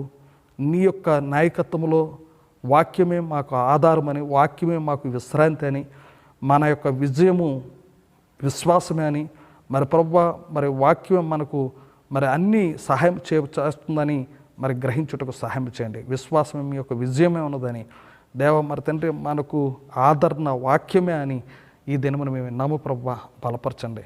ప్రతి బిడ్డను దీవించండి, ఆశీర్వదించండి. అద్భుతమైనటువంటి వాతావరణంలో ఎదుగుటకు సహాయం చేయండి. నీ యొక్క ఆత్మ ద్వారా ప్రతి బిడ్డను ముద్రించండి. నూతన జన్మ కొరకు ఎవరైతే చేతులు ఎత్తుతూ ఉన్నారో వారి కొరకు నీ యొక్క పాదములు పెడుచున్నాం. వారి యొక్క జీవితంలో నూతన జన్మను పరిశుద్ధాత్మ యొక్క సహాయం ద్వారా ప్రభువా నీ న్యాయకత్వంలో వర్ధిల్లుటకు నీ కృపను అనుగ్రహించండి, బలపరచండి, సహాయం చేయమని మరి ప్రభువా. అలాగే మరి తండ్రి అబ్రహాం గారి యొక్క కుమార్తె సుశీల మరి గత దినముల్లో అనారోగ్యంగా ఉన్నది. ఆ బిడ్డను కూడా మేము జ్ఞాపకం చేసుకుంటున్నాం ప్రభువా. అలాగే వాహనంలో కొన్నటువంటి బిడ్డలు ఆ బిడ్డలను కూడా మేము జ్ఞాపకం చేసుకుంటున్నాం. బలపరచండి, సహాయం చేయమని మా ప్రభు నిజ యేసుక్రీస్తు, అలాగే కొండేలపేట ప్రభు సహోదరులు మరి తండ్రి, మరి యొక్క రిబ్కా ఆ యొక్క కుటుంబం కొరకు మేము ప్రార్థిస్తున్నాం. మరి ఆ యొక్క మరి తండ్రి సిరి బాగులేదని విన్నాం ప్రభు, బలహీనతలో బలపరచు దేవుడు సహాయం చేయండి. అలాగే మరి ప్రభు సత్యశీల కొరకు, మేరీ కొరకు, రూతు కొరకు, మరి ప్రభు అలాగే యేసుపు యొక్క భార్య మరి ప్రభు మరి యొక్క మరి షారోను కొరకు, వారి యొక్క బిడ్డల కొరకు నీ యొక్క పాదములకు పెడుచున్నాం. మరి తండ్రి మిరియాము బలహీనంగా ఉన్నదని విన్నాం ప్రభు, మిరియాముకు కూడా సంపూర్ణ స్వస్థత అనుగ్రహించండి. సత్యశీల కొరకు, వారి తల్లిదండ్రుల కొరకు నీ యొక్క పాదములకు పెడుచున్నాం. బలపరచమని సహాయం చేయమని మా ప్రభుని చేసిన యేసుక్రీస్తు నామములో అడుగుచున్నాము తండ్రి, ఆమేన్. పరలోకమందున్న మా తండ్రి, నీ నామం పరిశుద్ధపరచబడును గాక, నీ రాజ్యం వచ్చును గాక, నీ చిత్తం పరలోకమందు నెరవేరినట్లు భూమి మీద నెరవేరును గాక. మా అనుదిన ఆహారము నేడు మాకు దయచేయము, మరణంలో క్షమించిన ప్రకారం క్షమించము, సోదరులకు తేగ దృష్టిలు తెప్పించము. రాజ్యము, శక్తి, మహిమ నిరంతరం నీవనవు తండ్రి, ఆమేన్. మన ప్రభువైన యేసుక్రీస్తు కృప విశాప్తంగా ఉన్నట్టు వధువుపై ఇక్కడ నిలబడిన మోకరించిన నీ దేన బిడ్డలపై ఇప్పుడును ఎల్లప్పుడును సదాకాలము సాలేం ఆత్మీయతలు, విశ్వాసములు, ప్రత్యక్షతల ఆహారములు పొందుకొనుదురుగాక, ఆమేన్. దేవుడు మిమ్మల్ని దీవించును గాక. God bless you. Praise the lord.